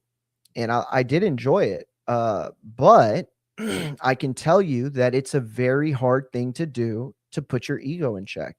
When you hear fans yelling on one side how you're a dipshit or how you're blind or how you missed a call or whatever, or you have a coach come out and get in your face and talk shit about a call you just made, knowing that it's a judgment call. Yeah, it doesn't feel good. You know, having your expertise questioned doesn't feel good. And so if the ref stopped it because he thought he was done, but simultaneously didn't want any sort of contention to his call, then again, I think that stopping it for the right reason gets a little murky, right? Because you're stopping it for the right reason, sure, but the manner in which you go about it, you know, be decisive. That's all I'm really saying is you got to be decisive. The first thing they taught us as umpires is be decisive. Make the call as quick, not as quick as you can. That's not what I'm trying to say. Once you make the call, so this is the way that you're taught. You're taught to make the call in your head and then react. So like if I'm seeing it and then like the guys come in, right? And then boom, the ball gets there right before he hits the bag and I go out. Like that, right? Or if it's okay, he's safe, like that, right? Like as soon as you decide, as soon as you figure it out, you're pulling the trigger, because you have to convince everyone, really, the players, the crowd, the coaches, everybody, even the other umpires, that you saw it and you're confident, right? So you don't go, he's out or safe, like that doesn't invoke confidence, right? Again, all I say this for is to just say that I don't want to make it sound like I'm saying it was a bad call or that the stoppage wasn't fair. Again, I just think the hesitation caused a situation that was unnecessary. But moving on, yo, Cal's back. Guess who's back? Back. Cal is back. Yo, Cal, I'm jumping off of YouTube here in a few minutes. Going to switch over to Twitch and X only. So if you want to continue watching on the show, jump on to one of those two platforms. Okay, so let's see. What else do we have here to discuss?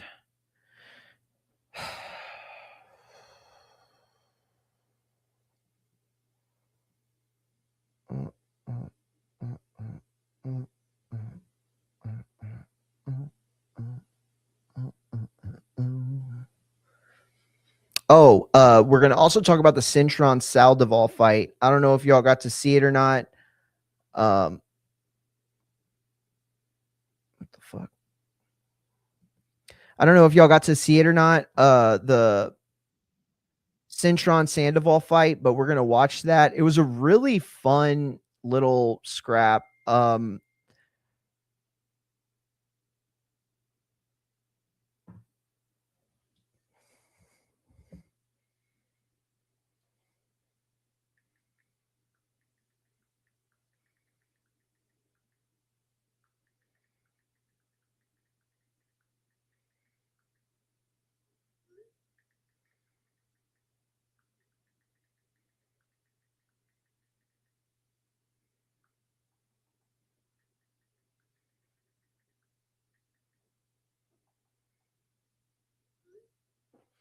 Okay, my bad.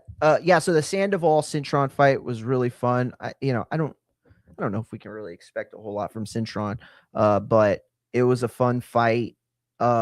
Sandoval's not super efficient, but he was a fun scrap. He was a fun scrap for sure. Let's see. What else did we have? The Dalton Smith fight. Yeah. What is this?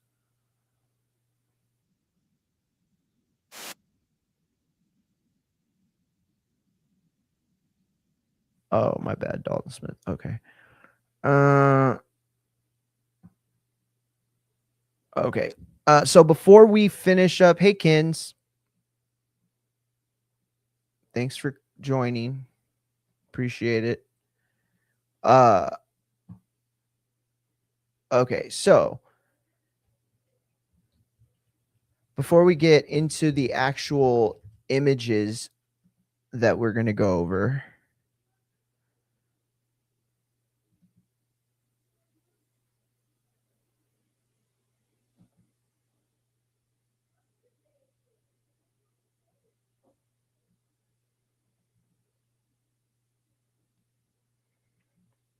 okay.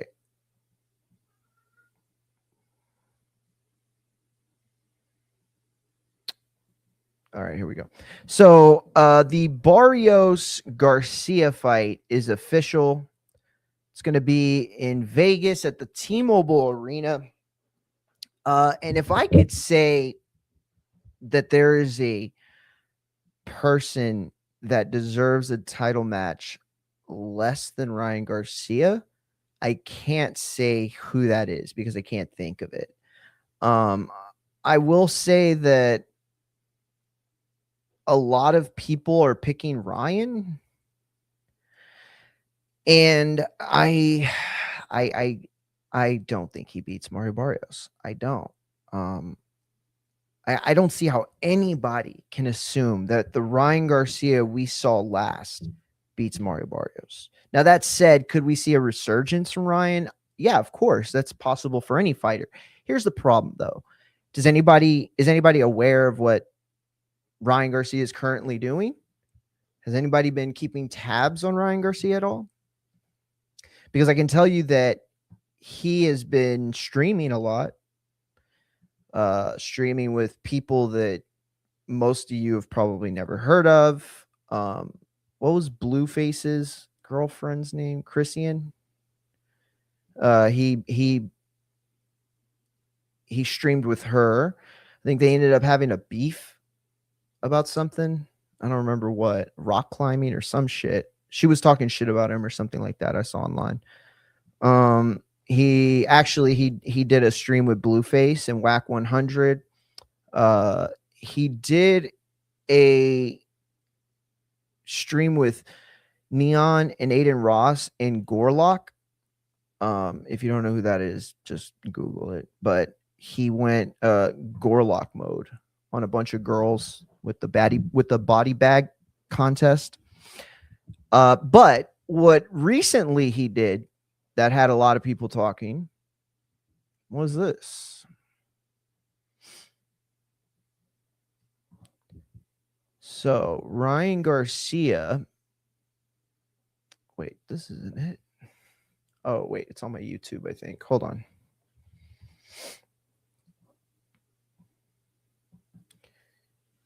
Let's see. Yo, if you could hit that like and that subscribe, the champ would appreciate it. For real, for real. All right. If you could also go to YouTube or Twitch or TikTok and hit that sub button, hit that follow button, that would be super appreciated. Shit, maybe I don't have it.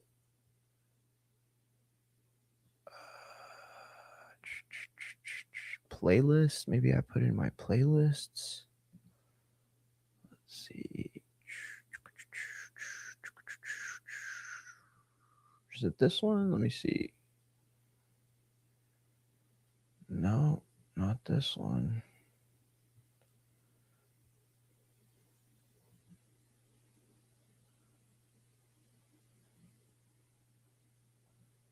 All right, I'm just going to search it because I don't know what the fuck I did with this shit.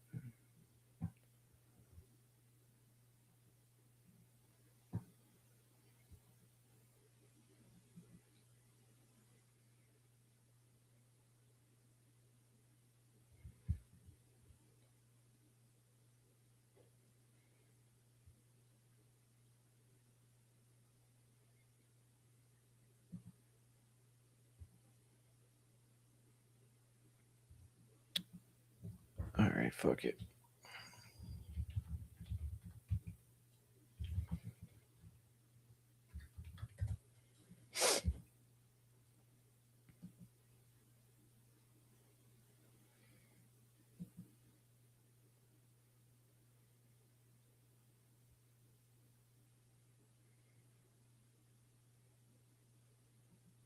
All right, here it is.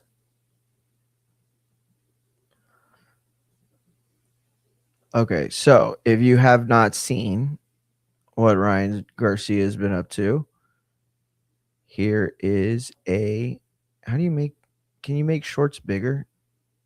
No? All right, fuck it. Oblivion, who is a kick streamer, mostly known for like controversial content, but at the same time, name me a kick streamer that is on top of the kick game that isn't controversial, right? I think every single person in the top 10 has said the N-word like at least a dozen times on stream. That said, Oblivion does have some boxing background. I don't even know if you'd say that, but he has been training as a boxer for the last couple years. Most content I've seen from him, he barely looks like a novice. But that said, he took a fight on the Brand Risk promotion. That's Aiden Ross's like YouTuber fight league or whatever.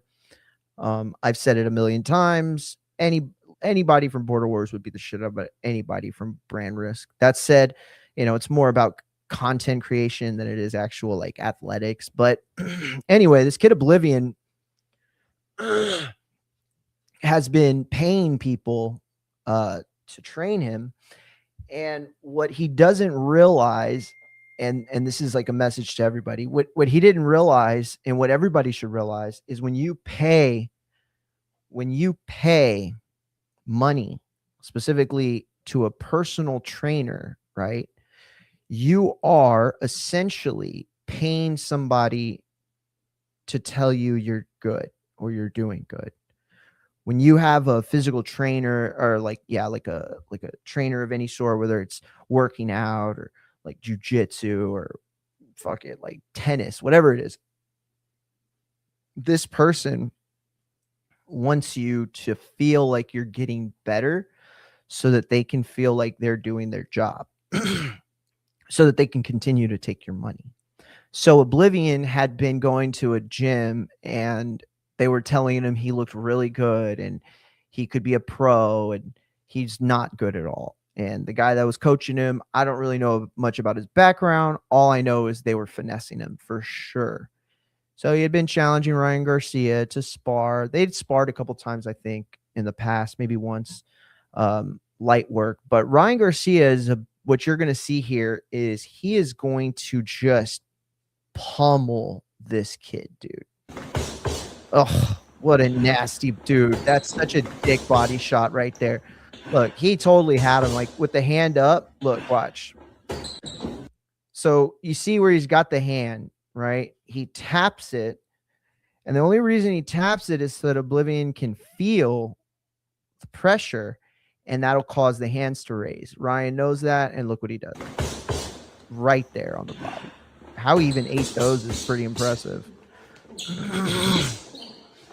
Meanwhile, Ryan hasn't allowed this kid to get off one punch. Yeah, Ryan seeing this kid throw punches like that should be enough to be like, oh, I should take it easy on him. Oh, God. I'm about to go. So this is what Ryan Garcia has been up to. What do you guys think? Does this look like a guy who's ready to fight for a world title against Mario Barrios? The guy who, just recently went toe-to-toe with Pacquiao? I don't know. That sounds dumb. All right. So we got people picking Ryan by KO. Poster gives me Vargas De La Hoya nostalgia. Dude, I'm gonna comment and I'm gonna put you're a fucking idiot. No, I'm just kidding. I'm not gonna do that. That's crazy. But no, but that guy's stupid.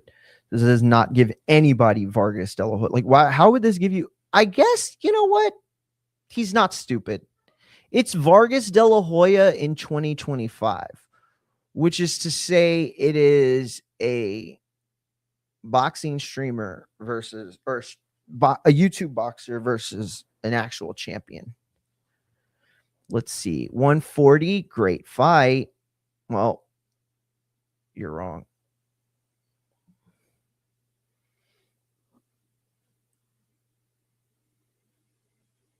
Wait.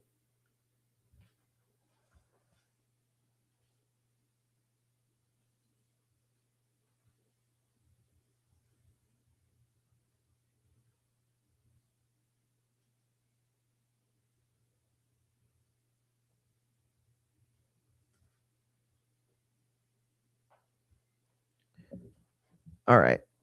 Let's go Mario, El Azteca. Let's see. Barrios split decision. Ryan round 5 KO. Oh God, you don't know shit. I don't know, bro. Yeah, everybody's like, dude, you're fucking tripping. Yeah, so what do you guys think? Is Ryan Garcia getting finessed in this one? Will he be able to make it out alive? I don't know. I'm pretty sure. Listen, we're getting off of YouTube. If you're on YouTube, please head over to Twitch or X right now, because we are getting ready to show some things that YouTube won't allow us to show because they're bitches. So I am removing YouTube in 5, 4, 3, 2, 1. Please go to Twitch or X, Infight and FX. Appreciate y'all for tapping in. Shout out to Matt, shout out to Calvin, and shout out to Supermax.